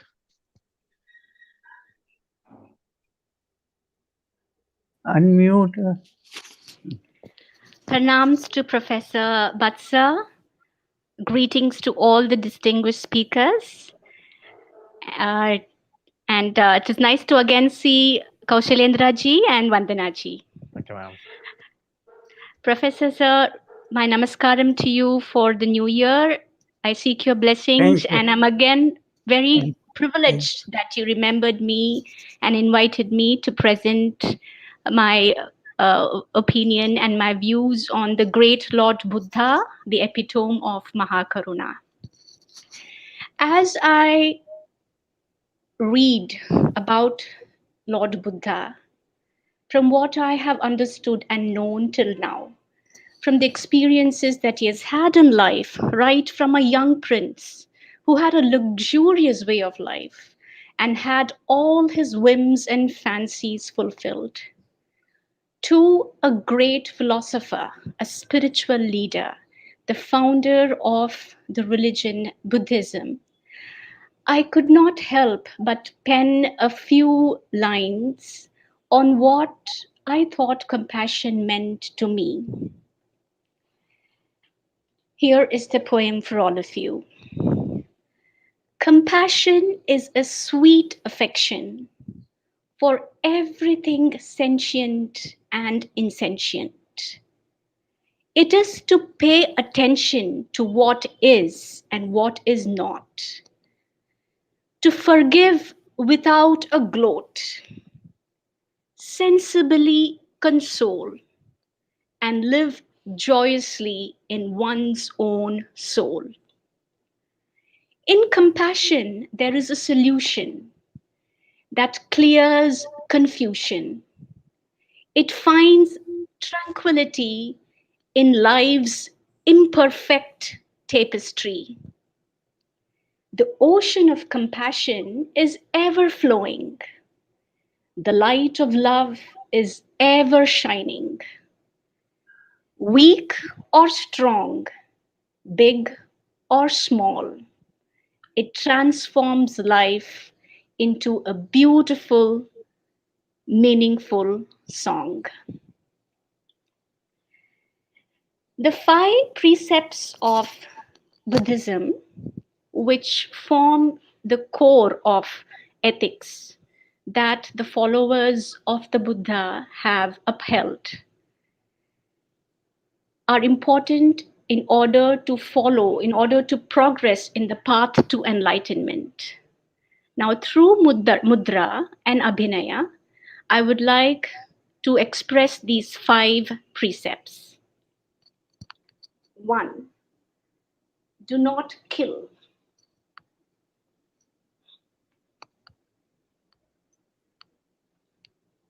Do not steal.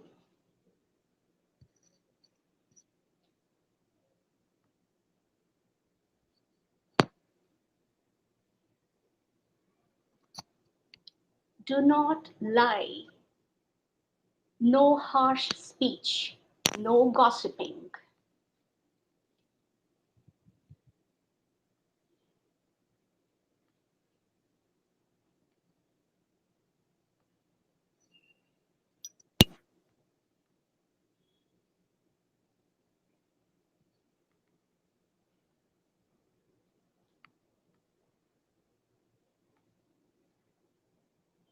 No adultery.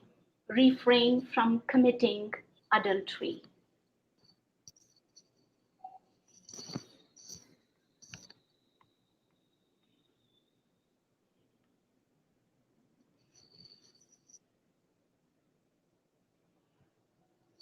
No intoxicants that cloud the mind.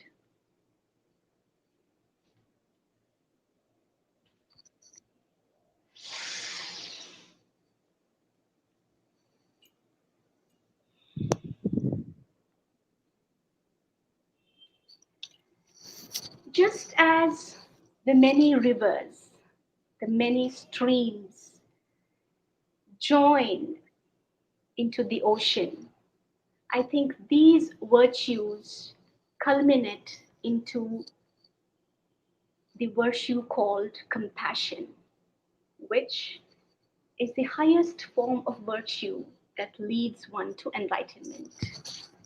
I have a beautiful story for all of you on the compassionate nature of Lord Buddha.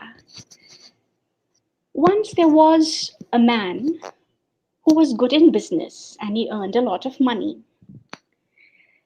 But his children spent a lot of time with the Buddha. So the man was so angry, was so disgusted with his children, spending time not engaging in business and not helping him. So one day he rushes to the assembly where Buddha is and wants to scold Buddha.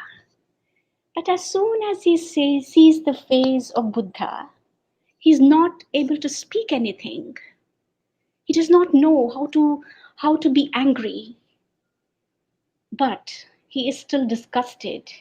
So what he does, he spits on the Buddha. Lord Buddha just smiles, gives him a gentle smile. The angry businessman leaves lest he should burst into words, into harsh words, so he leaves. That night, he is unable to sleep. He says, "This is the first time in my life that I've seen someone responding to my harsh words in such a gentle way. Perhaps I've not done something right." He does not sleep the whole night. The next day, he goes to Lord Buddha and begs forgiveness. "Sorry, I did a mistake." Buddha says, "Mistake? Yes, please forgive me." "No, I cannot forgive you." All the disciples are shocked. The Buddha always talks about forgiveness, and he tells this man, "I cannot forgive you." Why? Why is the Buddha talking like that? The disciples look at each other. So the Buddha says, "You've not done anything wrong." And the businessman says, "No, remember? Yesterday I came and spat on your face." "Oh, the person on whom you spit is not there anymore. You know, when I see the person someday, I will tell him that you ask for forgiveness. But to me, oh businessman, you are wonderful today. Let me show you this in dance form, set to a beautiful Tibetan music.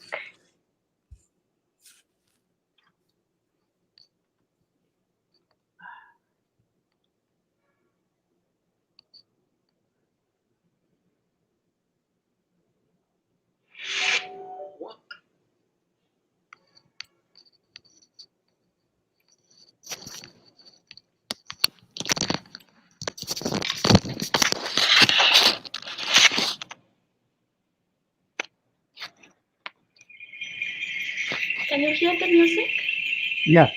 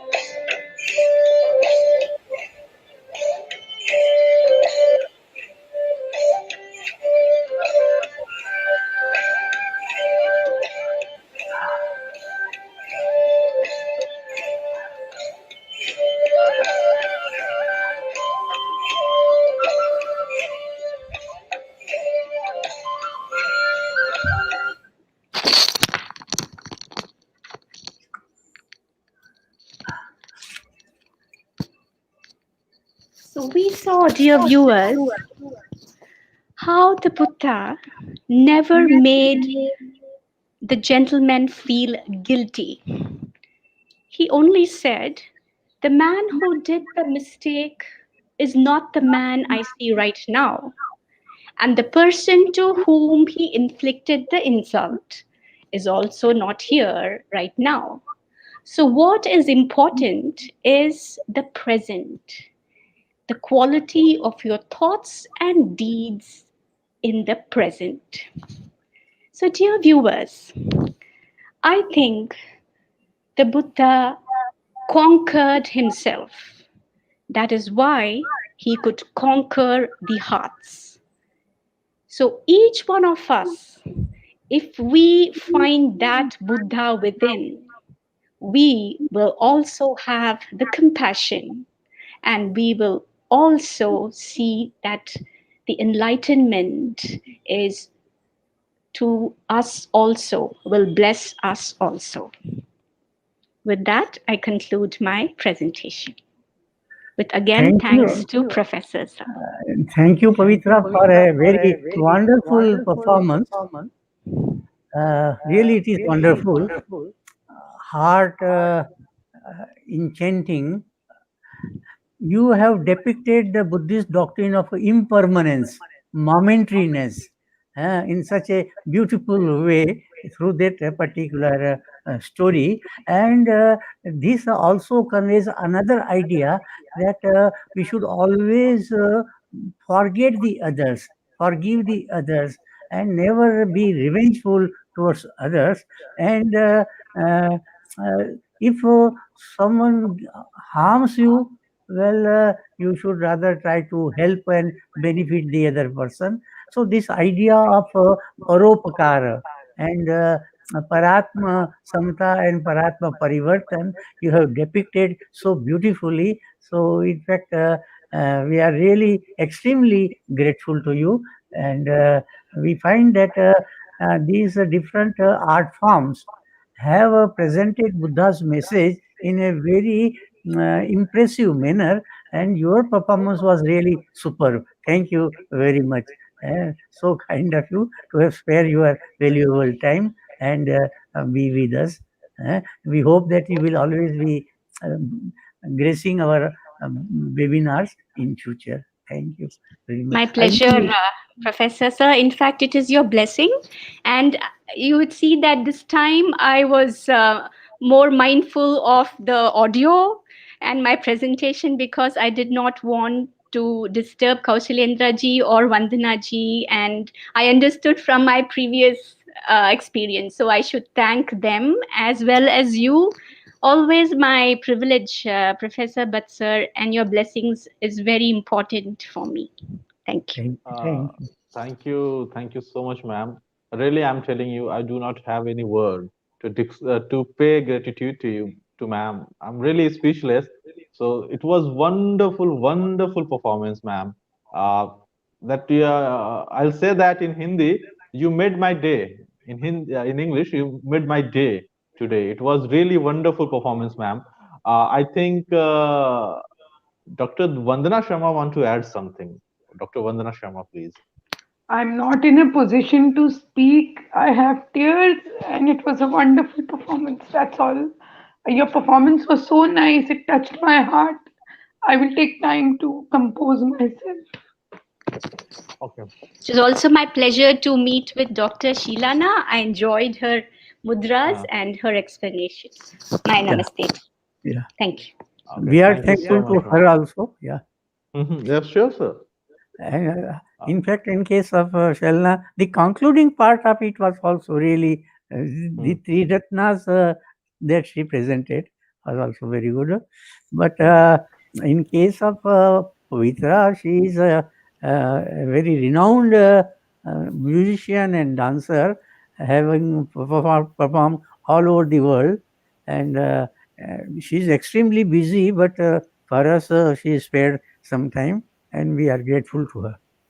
Yes, of course. That every time, best. I can say that this again. You, ma'am, you made my day. Thank you so much for that. Thank you. So we should move to our next guest, but unfortunately, we are facing some problem to contact with our guest. So, sir, I would like to invite you for to say a few words about the second session of this webinar. And a team is working tirelessly to contact with our some other guest. Over to you, Bhatt sir. Yeah. Friends, Indian culture is quite majestic and sublime. And it has touched every aspect of human existence in relation to the cosmos. Well, we always worked for the total cosmos, and from Aham, we always try to pass on to Sarvam, and the art forms also are for that purpose only. They provide peace, tranquility, and happiness to an individual, but to others also. As I said earlier, also, Kala, Kam Lati, Ananda. Kam means Ananda. It gives us Ananda, and Kam Vyatanoti. It disseminates, it distributes. So, one who partakes in the art performance of art form gets also heightened, delighted, and therefore we are extremely grateful to the artists for spreading joy all over the world. And this is the in Indian culture, this is the biggest contribution. Art is, of course, we do have science and technology valuable, but art is also has its own grandeur. Because it provides meaning to life, and therefore we have a Professor Yes. Vyas with Yes, us. yes. If I have your permission, I would just Yeah. like Of to course. now, since I'm feeling a little better, I was so joyed by the performance of Pavitra ma'am that it brought about tears in my eyes, and I really want to thank her for such a beautiful performance, which actually touched the heart. I mean, it's very rare that you come across a performance which can actually touch you inside so much that you have tears in your eyes. Thank you so much, ma'am. So now we have a very special guest. No, let me tell Pavitra. We want to have another program on Go Mata, compassionate cow. We like to have you there. So now we have a very special guest. He's a living legend, and anything you want to know about Pali, Pali language, Pali literature, Pali philosophy, Buddhist philosophy, psychology, I would say that he's a living encyclopedia of Pali, Abhidham, psychology, everything history, culture related to Pali and ancient history. So I would like to call Professor Vyas sir. Sir, over to you. A very warm welcome to you, sir. Vyas sir. Thank you, but I am sorry. I will say a few words about the great compassion of the Buddha, but I would like to present my thoughts in Hindi. Oh, no problem. No problem, sir. No problem. अध्यक्ष महोदय तथा दूसरे लोग, मैं नाम नहीं जान रहा हूँ, सॉरी। आचार्य नागार्जुन ने माध्यमिक कारिका की समाप्ति में समापन का एक श्लोक उन्होंने कहा है, सर्वदृष्टि प्रहाणाय यह सद्धर्मम अदेशयत अनुकंपाम उपादाय तम नमामि गौतमम। इस श्लोक से, इस निगमन गाथा से ये स्पष्ट हो जाता है कि बुद्ध का बुद्धत्व और उनका धर्म का अगर यदि कोई मूल आधार है तो वो करुणा है।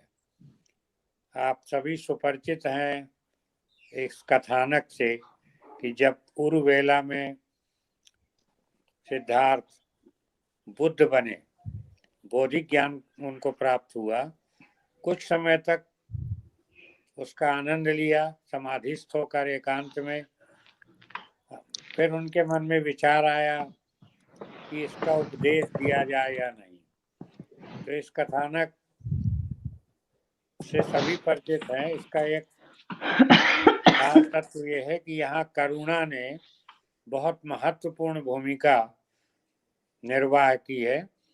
ये कथानक कहता है कि जब ब्रह्मा ने ये देखा कि बुद्ध धर्मोपदेश करने की इच्छा नहीं रख रहे हैं, विरत हो रहे हैं, वो समझ रहे हैं कि संसार के लोग आलय रत, आलय आराम, और ये धर्म अत्यंत गंभीर सूक्ष्म। तो ब्रह्मा ने का जो रूपक दिया गया है वो एक तरह का रूपक लोग समझते हैं। उसमें भगवान बुद्ध को प्रज्ञा की प्राप्ति बौद्धिक ज्ञान के उपरांत हो चुकी थी, लेकिन वह उनकी बोधि अपूर्ण थी।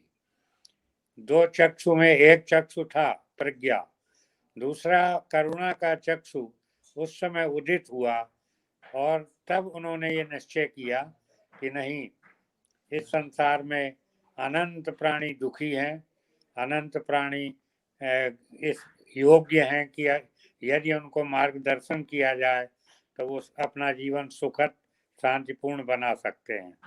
तो वहाँ से प्रज्ञा के साथ साथ जो करुणा वाली बुद्ध चक्षु है वो उत्पन्न हुई। परंतु यह करुणा की जो बुद्ध चक्षु है, परंपरा में इसकी बड़ी लंबी पृष्ठभूमि जातकों के रूप में दी गई है, और आप सभी जातक कथानकों से परिचित हैं कि करुणा से आर्द्र होकर बुद्ध ने अपने पूर्व जन्मों में बोधिसत्व के रूप में व्याघ्री जातक, सस जातक इत्यादि अनेक जातक हैं। जहाँ वेशंतर जातक, तो इसका क्लाइमेक्स है कि वेशंतर के रूप में जब उनका अंतिम जन्म से पहले वाला जन्म हुआ तो उन्होंने प्राणियों के दुख को दूर करने के लिए कितने बलिदान किए।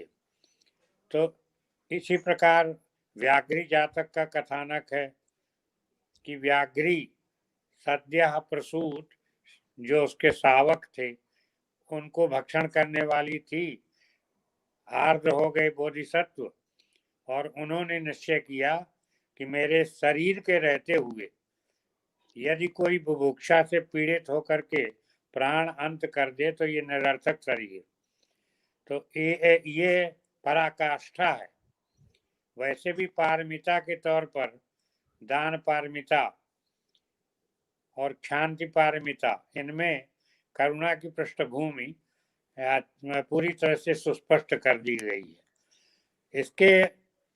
इस पृष्ठभूमि के साथ भगवान बुद्ध को जब बौद्धिक ज्ञान की प्राप्ति हुई तो करुणा से आर्द्र होकर के ही उन्होंने ये निश्चय किया कि इस अत्यंत गंभीर धर्म को ये लोगों के लिए हम प्रकाशित करें ताकि उनका कल्याण हो सके। और अपने प्रथम धर्मचक्र प्रवर्तन के उपरांत जो 60 अरहत शिष्य उन्होंने इसी पत्तन मेघदाव में बनाए, उनकी जो पंक्तियां हैं, एक झोर स्टेशन चरत भिक्खवे चारिकम, बहुजन सुखाय बहुजन हिताय अथाय हिताय देव मनुष्यानम। तो सभी के हित के लिए उन्होंने ये जो धर्मोपदेश, तो एक प्रकार से बुद्धत्व और धर्मत्व ये करुणा पर ही आधारित है। यदि हम कुछ परंपरा की कथानकों पर जाएं तो सभी ने एक कथानक सुना होगा। एक कहा जाता है, कहाँ तक ये प्रामाणिक है नहीं है इस विवाद में न जाकर, कि जब वो देवदत्त के साथ बालक अवस्था में उद्यान में, तो देवदत्त ने एक हंस को बाण से प्रहार किया और वो हंस आकर के रक्त में होकर के लथपथ होकर के और इन्हीं की गोद में आ गया। तो इन्होंने उसकी कैसे रक्षा की, दोनों का विवाद हुआ। कहने का तात्पर्य ये कि बाल्यकाल से ही पूर्व जन्मों जो कि बोधिश्रेष्ठ में जातकों में प्रतिचित्रित है, उस पृष्ठभूमि को लेकर उनका जन्म हुआ और करुणा से आर्द्र होकर के उन्होंने उस हंस की जान बचाई और हंस देवदत्त को नहीं सौंपा। आगे चलकर उनके उपदेशों के लें। उपदेशों में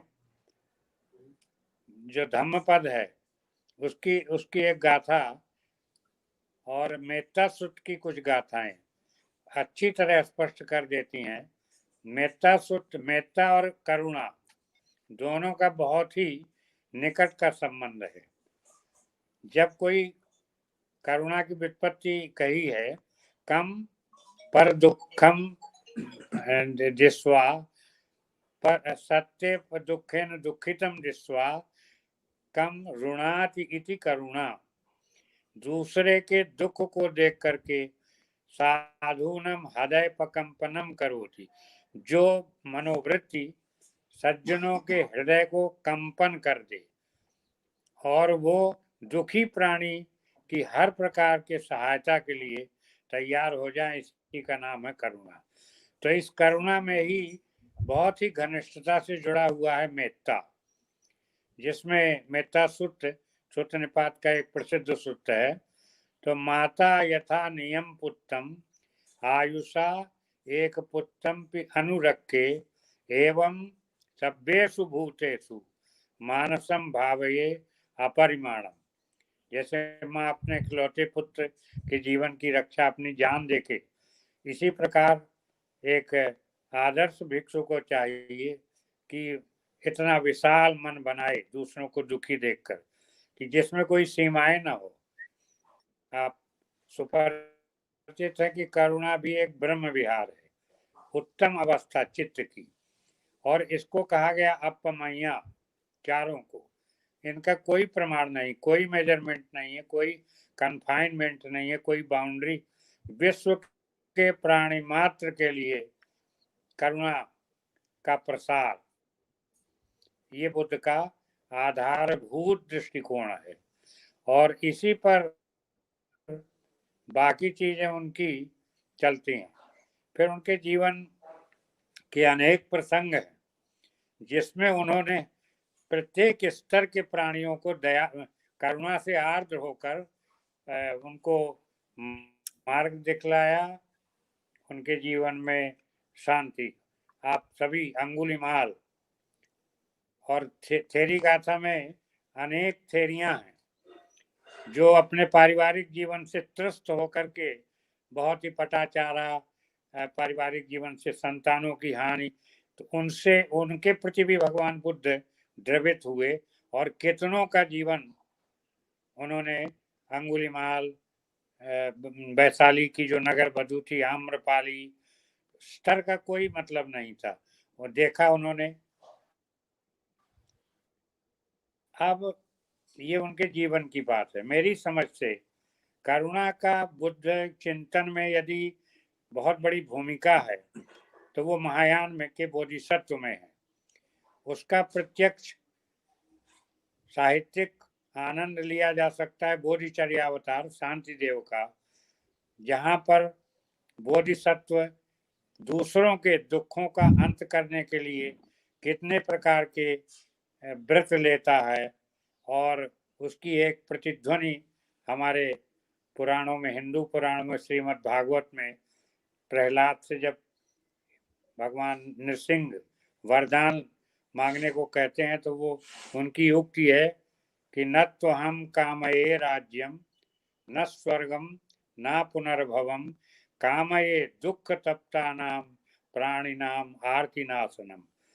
तो इतना जो महत्वपूर्ण करुणा का उद्रेक हुआ, विकास हुआ, प्रज्ञान्वया करुणा, लेकिन करुणा अवश्य, तो वो महायान में उसका प्रसार अत्यधिक हुआ। वैसे हम प्रारंभिक जो बौद्ध साहित्य है, जो पाली त्रिपिटक के रूप में भी है, उसमें भी करुणा के प्रकाशक स्थल भरे पड़े हैं। विद्वानों के सामने उनको दोहराना कोई आवश्यक नहीं है। संक्षेप में मैं अपने संक्षिप्त कथन का अंत इन्हीं शब्दों के साथ कि भगवान बुद्ध की प्रज्ञा बिना करुणा के अपूर्ण है और करुणा भी बिना प्रज्ञा के अपूर्ण है।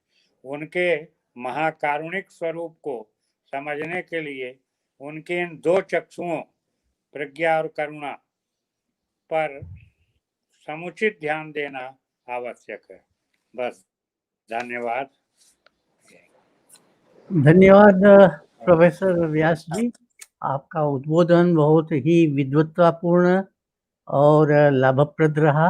आपने करुणा का इतना सुंदर विवेचन किया कि उससे हम काफ़ी लाभान्वित हुए हैं। और आप तो वैसे तो आप में तो ज्ञान की पराकाष्ठा तो है, लेकिन करुणा की भी पराकाष्ठा है। तो आपने करुणा करके हमारे ऊपर अपना अनुग्रहण की हमको अनुग्रहित किया, इसके लिए बहुत बहुत आपका धन्यवाद। और इस वेबिनार में और भी कोई विद्वान हैं जिनको कि सहभागी होना है? कुशलन जी। सर, दो लोग थे जो कि किसी कारणवश, जी दिया जी आप बिल्कुल बेहतर अपडेट दे पाएंगी। अच्छा जी, तो तब तक आप व्यास जी को धन्यवाद दे दीजिए। प्रणाम व्यास सर, आप इतना सुंदर बोले, मन गदगद हो गया आपकी वाणी सुनकर के। बहुत बहुत धन्यवाद हमारे साथ जुड़ने के लिए और इतना अच्छा आपने जो टॉक दिया उसके लिए।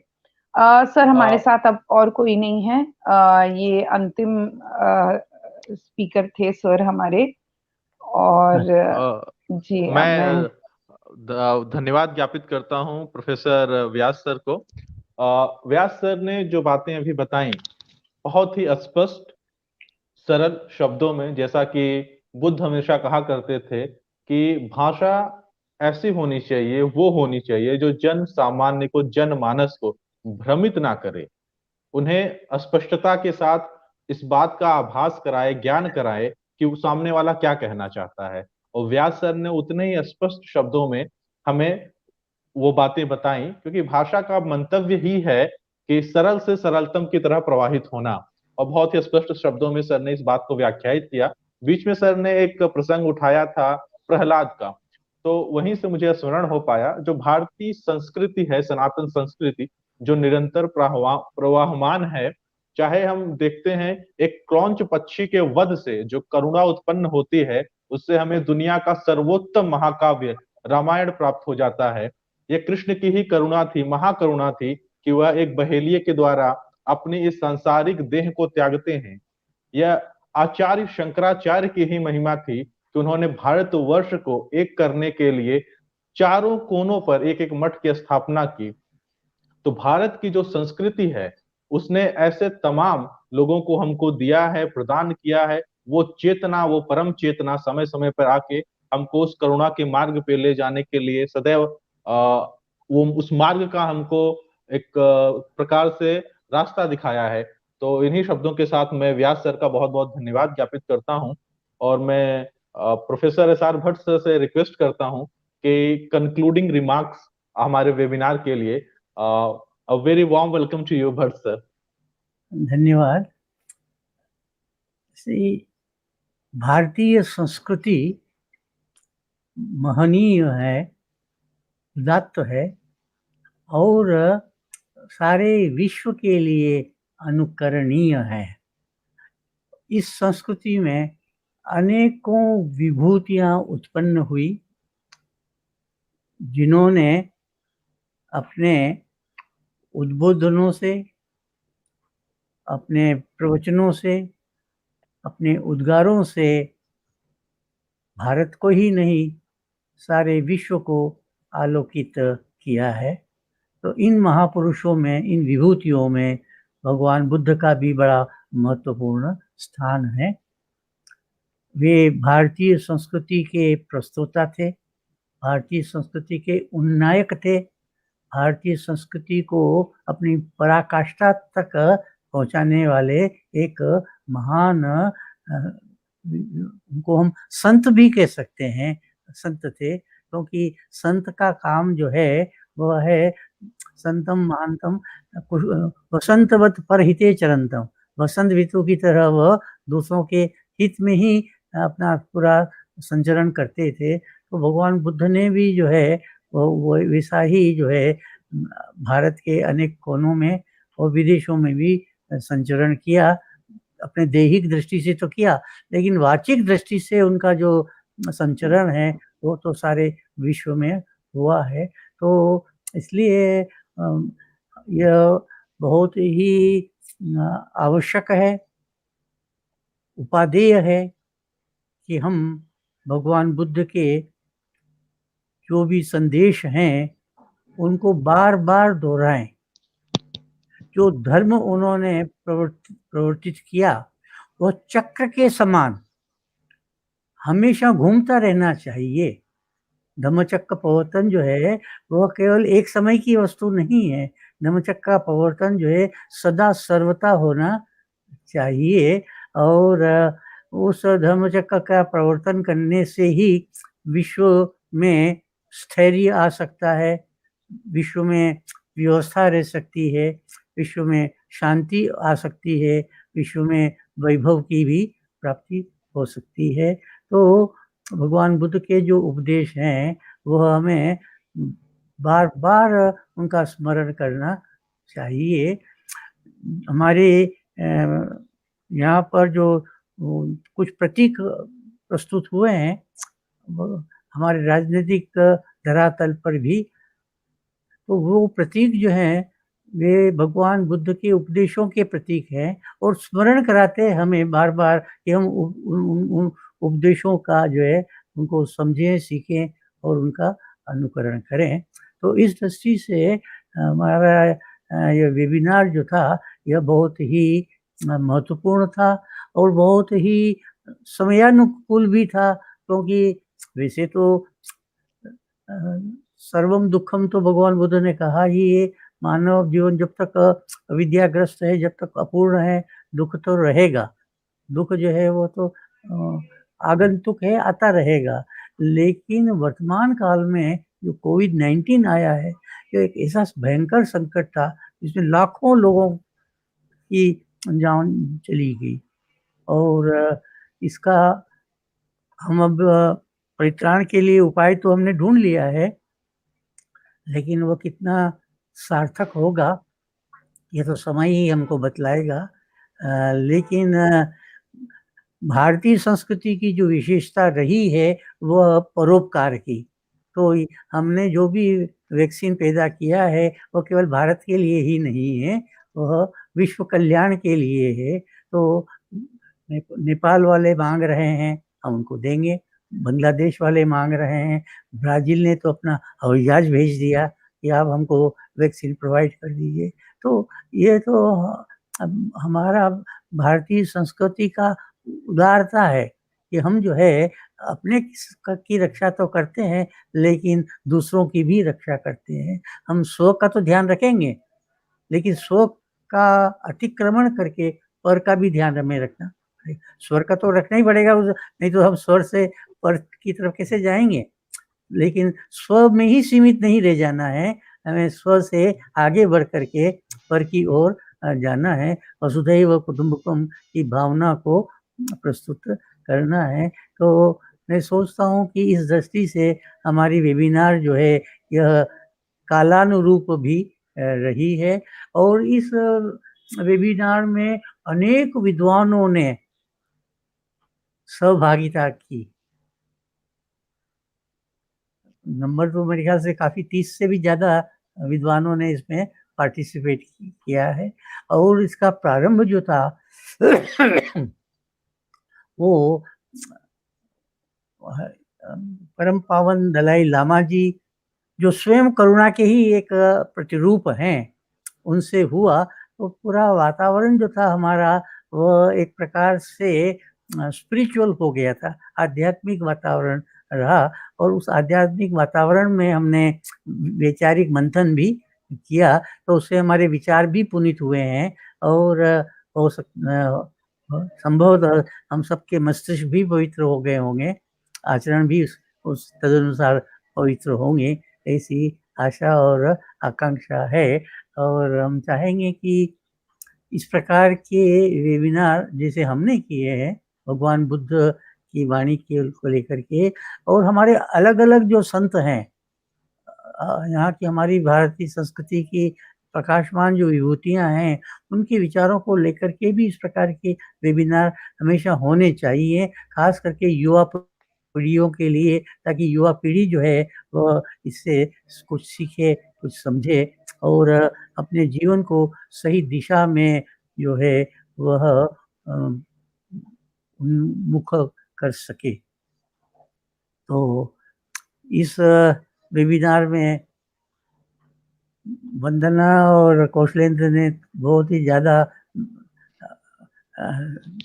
न केवल मेहनत की लेकिन दृष्टि भी प्रदान की, क्योंकि खाली श्रम से ही काम नहीं चलता है, एक प्रकार की सूझबूझ और दृष्टि भी होनी चाहिए। तो इसके लिए दोनों को, और जो 10 न्यूज़ के माली द्वय हैं, दंपति हैं, उनका भी हम आभार व्यक्त करना चाहेंगे, क्योंकि उनके माध्यम से हम इसको अनेक लोगों तक पहुंच पाए।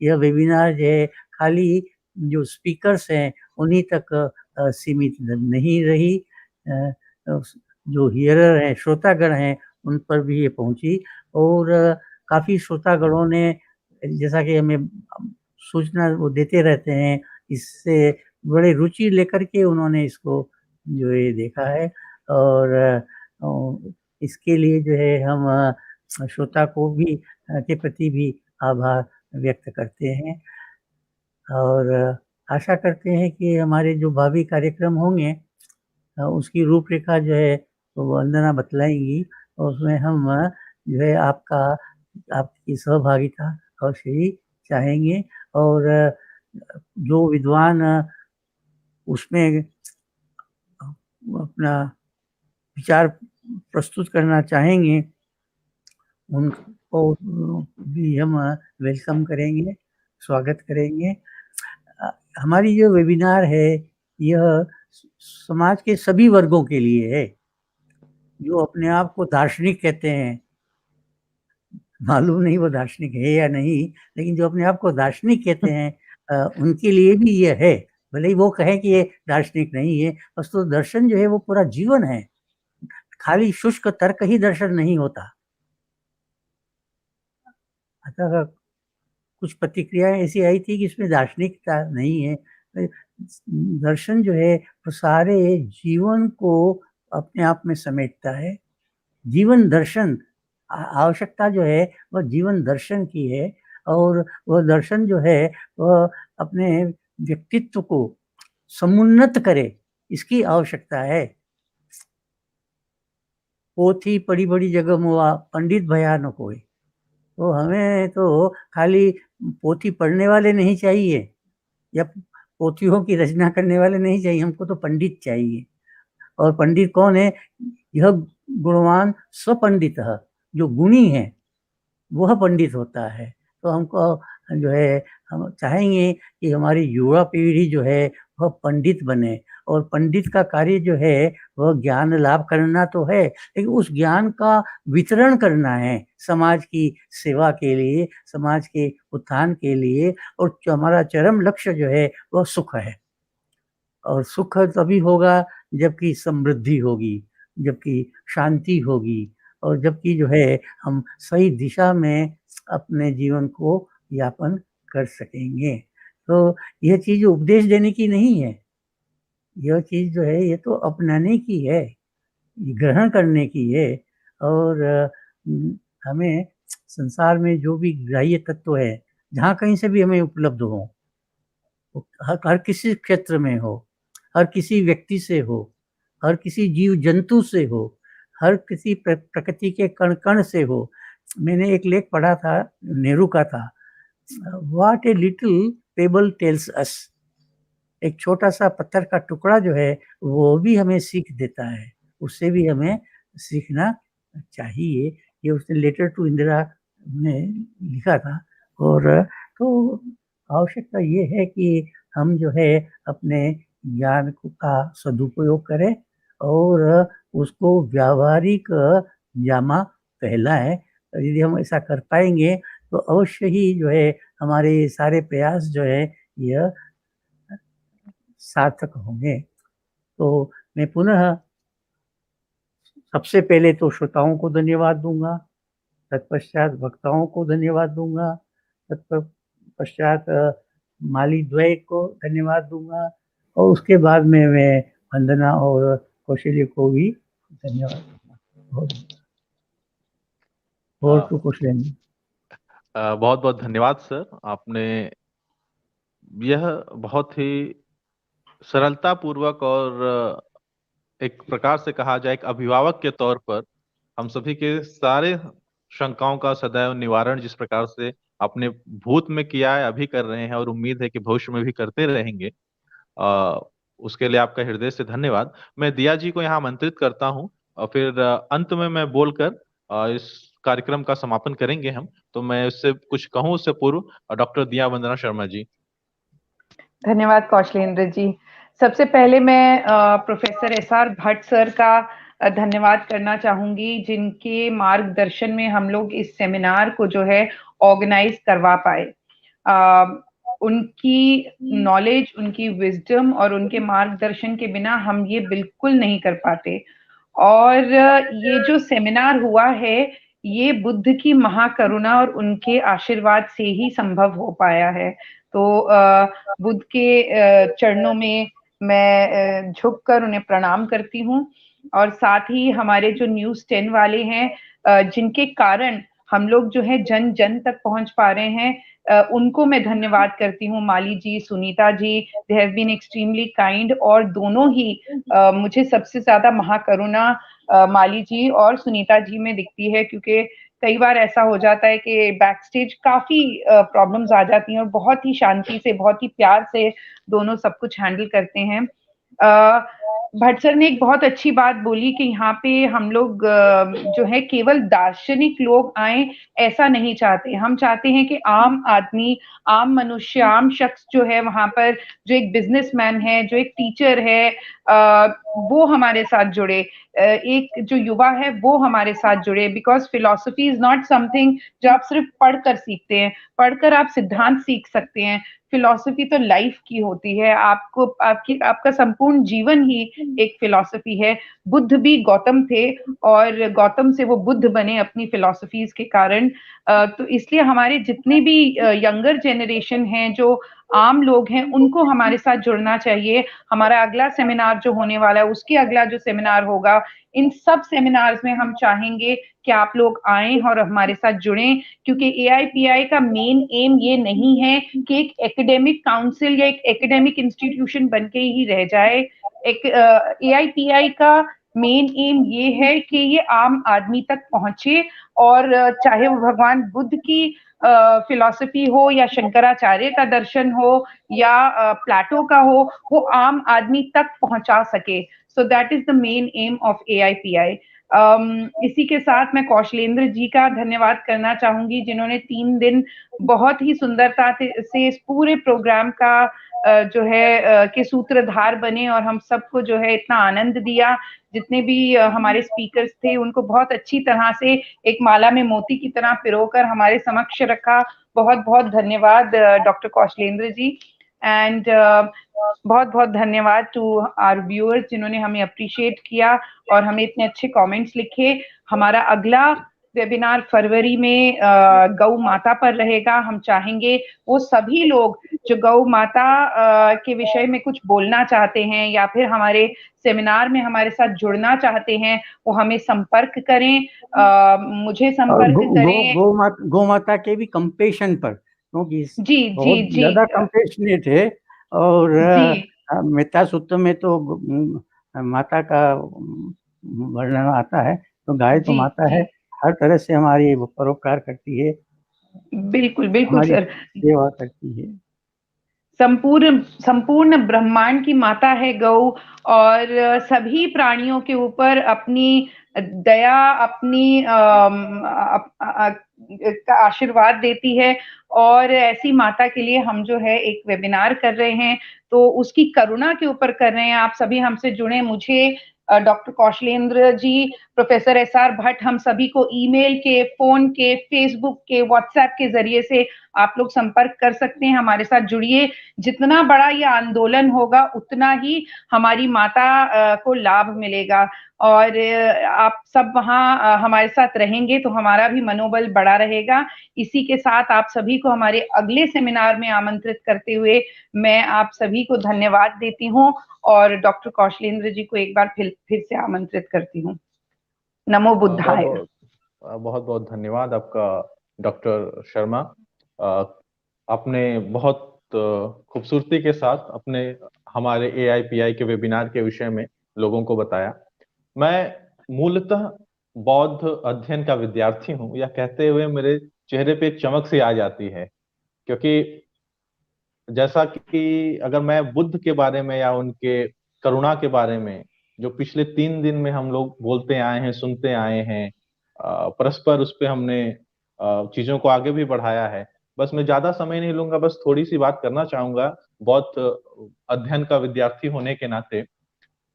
भगवान बुद्ध शब्द जो है वो अपने आप में एक बड़ा ही दुर्लभ और दुरूह शब्द है, कहने में बहुत आसान है। बुद्ध वो है जो जागा हुआ है। बहुत सारे देवी देवता हैं जिनकी अपनी एक परंपरा रही है, जिनका अपना विधान रहा है, लेकिन वो उतना नहीं जागा हुआ है जितना बुद्ध जागे हुए हैं। पूरी दुनिया में जितने भी परम चेतनाएं इस धरा पर उत्पन्न हुई, सांसारिक जीवन का यापन करके वह काल के साथ कालांतित हो गई, परंतु जो आत्मा या जो कॉन्शियसनेस ने सबको जगाया, सबसे अधिक लोगों को जगाया, उसमें बुद्ध सर्वोपरि हैं। बुद्ध के समय भी तमाम विचारधाराएं थी, लेकिन आज वो विचारधाराएं काल के साथ कौलित हो गई हैं। लेकिन बुद्ध की विचारधारा, बुद्ध की महाकरुणा, बुद्ध का ज्ञान, बुद्ध का दर्शन, बुद्ध का तर्क, बुद्ध का हर वो कॉन्सेप्ट, हर वो सिद्धांत समय के साथ कसौटी पर खरा उतरा है और भविष्य में और भी खरा उतरेगा। जिस प्रकार से मानव के जीवन में समस्याएं हैं, जिस प्रकार से बौद्ध करुणा के साथ, बौद्ध सिद्धांत के साथ उनका निवारण किया जा सकता है, वो अपने आप में उत्तम है, सर्वोत्तम है। बौद्ध का जो दर्शन है वो अनुभव का दर्शन है। जो बौद्ध विद्या है वो अनुभव की विद्या है। बुद्ध ने स्वयं खोजा था, वो रास्ते पे चले थे, प्रयास किया था उन्होंने, 2 गुरुओं के पास भी गए थे, लेकिन उन्हें कुछ मिला नहीं, क्योंकि वो स्वयं से खोजे। इसलिए ये अनुभव का दर्शन है, अनुभव की विद्या है। ये उनका अपना अनुभव था जो बुद्ध ने हम सबके समक्ष प्रस्तुत किया, उस काल में प्रस्तुत किया। यह जो हमारा 3 दिन का ये वेबिनार था, ये भगवान बुद्ध की ही कृपा रही कि शायद इस बात को किसी ने नोटिस ना किया हो, लेकिन हमने तकरीबन ईस्ट एशियन कंट्री के हर एक प्रतिनिधित्व को आमंत्रित किया, उनको मंच प्रदान किया, और उनके विचार हमने इस प्लेटफॉर्म के माध्यम से लोगों तक पहुंचाए। बात अच्छे वक्ताओं को बुलाने तक ही सीमित नहीं रहती। बात होती है वो जितने बड़े वक्ता हैं, जितने अच्छे से वो चीजों को परिभाषित करते हैं, व्याख्यायित करते हैं, यह हमारा एक सौभाग्य है कि उतने ही उत्तम श्रोता हमारे पास हैं, जो निरंतर पिछले 3 दिनों से हमको सुन रहे हैं, अपने कमेंट कर रहे हैं, वो फेसबुक हो, यूट्यूब हो, उसके माध्यम से हमको एक सुखद एहसास करा रहे हैं कि हमारा ये कार्यक्रम सफल रहा है। बहुत अच्छे अच्छे वक्ता हमारे साथ जुड़े, उन्होंने अपना ज्ञान दिया, अपना समय दिया, अपना अनुभव हमारे साथ साझा किया कि वो किस प्रकार से बुद्ध को देखते हैं, किस प्रकार से वर्तमान समस्या को देखते हैं, और किस प्रकार से बौद्ध धर्म या बौद्ध दर्शन या बौद्ध विद्या या बौद्ध आचरण जीवन के लिए उपयोगी है। मैं ज्यादा समय न लेते हुए जरूर ये अवश्य ही कहना चाहूंगा कि भारत एक अद्भुत देश है। जैसा A.L. बाशम ने लिखा है, A wonder that was in India। एक ऐसा अद्भुत देश है, एक ऐसा अद्भुत धरा है कि माँ भारती के इस इंडियन सब कॉन्टिनेंट से आप कह सकते हैं कि 9 दर्शन निकलते हैं, 9 विचारधाराएं निकलती हैं। उनमें से आज भी बौद्ध विद्या या बौद्ध धर्म या बौद्ध दर्शन, चाहे वो वेदांत हो चाहे जैनिज्म हो, कहीं ना कहीं प्रैक्टिस हो रही है। तो यह एक ऐसी परंपरा है जिसको हमको निरंतर चलायमान रखना चाहिए। और इसी के साथ मैं ये कहना चाहूंगा कि बहुत एक छोटा सा प्रयास हमने अक्टूबर के महीने में प्रारंभ किया था, जो समय के साथ और भी परिष्कृत होता जा रहा है और भी लोगों के सामने आता जा रहा है। और लोगों की मदद से, लोगों के आशीर्वाद से, लोगों के एक उत्साहवर्धन से हम 3 बहुत ही सफल वेबिनार का आयोजन कर पाए हैं और भविष्य में भी हम इस प्रकार के वेबिनार का आयोजन करते रहेंगे। लेकिन मैं सर्वप्रमुख अगर मैं किसी को धन्यवाद देना चाहूंगा तो इस पूरे AIPI के लिए जितनी मेहनत उस उम्र में प्रोफेसर SR भट्ट सर ने की है, वो अपने आप में एक दुर्लभ है, क्योंकि बिना उनके हम लोग कुछ नहीं कर पाते। हाँ, टेक्नोलॉजी के थ्रू हम चीजों को करने का प्रयास करते हैं, लेकिन जो उनकी दृष्टि है वो भारत में बहुत ही कम लोगों के पास है और उसका हमने समुचित लाभ उठा रहे हैं, ये हमारा सौभाग्य है। तो मैं पूरे AIPI टीम की तरफ से, अपने स्पॉन्सर्स की तरफ से, वो चौखंबा संस्कृत संस्थान हुए, लवली प्रोफेशनल यूनिवर्सिटी हुए, 10 न्यूज हुए, 10 न्यूज की सुनीता माली जी और गजानन माली जी ने जिस प्रकार से हमारा सहयोग किया है वो अपने आप में दुर्लभ है। एवोकॉन इंडिया की तरफ से, मशी ग्रुप की तरफ से हम सभी श्रोताओं का, वक्ताओं का धन्यवाद ज्ञापन करते हैं। विशेषकर हम राधा स्पोलिया जी, सुधा शर्मा जी, संजय कुमार जी का, और जो हमारी जो टेक्निकल टीम रही हैं, जो पर्दे के पीछे से अथक प्रयास, दिन रात बिना रुके बिना थके प्रयास करते रहे हैं, उसके लिए हम सबका शुक्रिया अदा करते हैं। और इन्हीं शब्दों के साथ, क्योंकि इंसान का मूल कर्म होता है गलतियां करना, लेकिन अपनी गलतियों से सीखना एक विद्वान की पहचान मानी जाती है, शास्त्र सम्मत है ये। तो अगर किसी प्रकार की भूल चूक या त्रुटि हमसे हुई हो तो उसके लिए हम क्षमा प्रार्थी हैं। आपका सुझाव, आपके सकारात्मक आलोचना हमारे लिए हमेशा उत्साहवर्धन का काम करेगी। किसी प्रकार से अगर प्रत्यक्ष या अप्रत्यक्ष रूप से हमारी वजह से किसी को कष्ट हुआ हो तो हम दोनों हाथ जोड़ के उनसे क्षमा प्रार्थी हैं। और इन्हीं वाणी के साथ प्रोफेसर SR भट्ट सर को प्रणाम करते हुए हम उम्मीद करते हैं अगला वेबिनार इसी तरीके से मैं कौशलेंद्र सार्थक जी रहे। मैं कुछ कहना चाहूंगी एक बार। हाँ, कौशलेंद्र बिल्कुल। जी, थोड़े से समय में आपने जैसे बात की कि हमने अक्टूबर में स्टार्ट किया था AIPI को, थोड़े से ही समय में हम लोग ना केवल भारत में इंटरनेशनल लेवल पर जाने जा रहे हैं और आज हमारे साथ कई लोग जुड़ना चाह रहे हैं। मैं अभी तो उन लोगों का नाम नहीं लूंगी, लेकिन काफी लोग हैं जो हमें अप्रोच कर रहे हैं। ये बता रहा है कि लोगों को AIPI का जो, जैसे प्रोफेसर भट्ट का विजन रहा है, to reach out to everyone in the society, not just the academician, ये विजन लोगों को कितना प्रभावित कर रहा है और कितना लोगों को पसंद आ रहा है। तो मैं ये बताना चाहती थी, ना केवल अमेरिका, ना केवल UK, जर्मनी, थाईलैंड, सिंगापुर, अलग अलग जगह से लोग हमारे साथ जुड़े हैं। ना केवल ICCR, ICSSR, ICPR, बड़ी बड़ी ऑर्गेनाइजेशंस हमारे साथ जुड़ी हैं। तो ये हमारे लिए बहुत ही ज्यादा गर्व की बात है। और जाने से पहले मैं प्रोफेसर SR भट्ट से एक रिक्वेस्ट करूंगी कि सर, मेरी पुस्तक आ रही है जो आप जानते हैं, जिसके विषय में मैं चाहूंगी आप थोड़ा सा उसके विषय में भी बात कर दें। शंकर वेदांत फॉर एनवायरमेंटल हार्मनी, ये चौखंबा पुस्तकालय की तरफ से आ रही है। तो सर आप थोड़ा बता दें उसके विषय में। हम 17 मई को इसको जो है लॉन्च करेंगे। उस दिन आदि शंकर जयंती है और ये किताब जो थी, इसको लिखने में प्रोफेसर भट्ट के थॉट्स ने मुझे बहुत मोटिवेट किया, and that is why I want professor Bhatt to please come in and say something. भगवान शंकर भी भगवान बुद्ध की तरह, भाई भगवान शंकर आई मीन आदि Shankaracharya, Jagat Guru Shankaracharya, he has been a unique personality in Indian philosophical, social and cultural horizon. And of course many people have written quite a lot on Lord Shankara, Bhagwan Shankara. I call him Lord also always. He has imbibed Buddhism. It is wrong to say that Buddhism was ousted.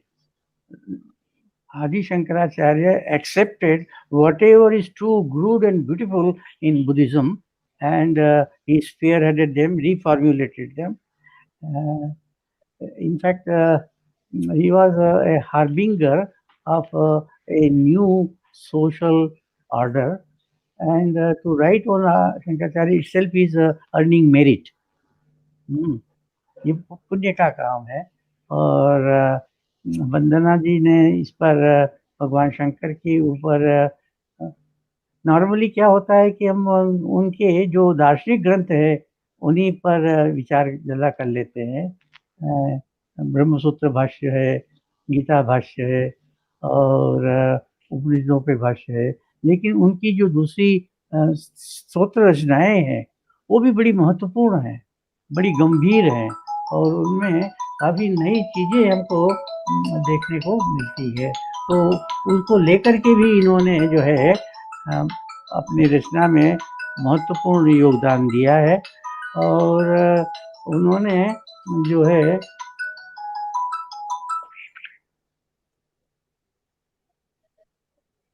सामाजिक और प्रकृति परक जो स्थितियां हैं उनको भी उसमें स्पर्श किया है।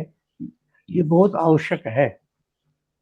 प्राय लोग जो है शंकराचार्य की का जो समाज दर्शन है या प्रकृति के दर्शन है उस पर विचार नहीं करते, वो अछूता सा ही रह गया है, जबकि वो बहुत ही महत्वपूर्ण है।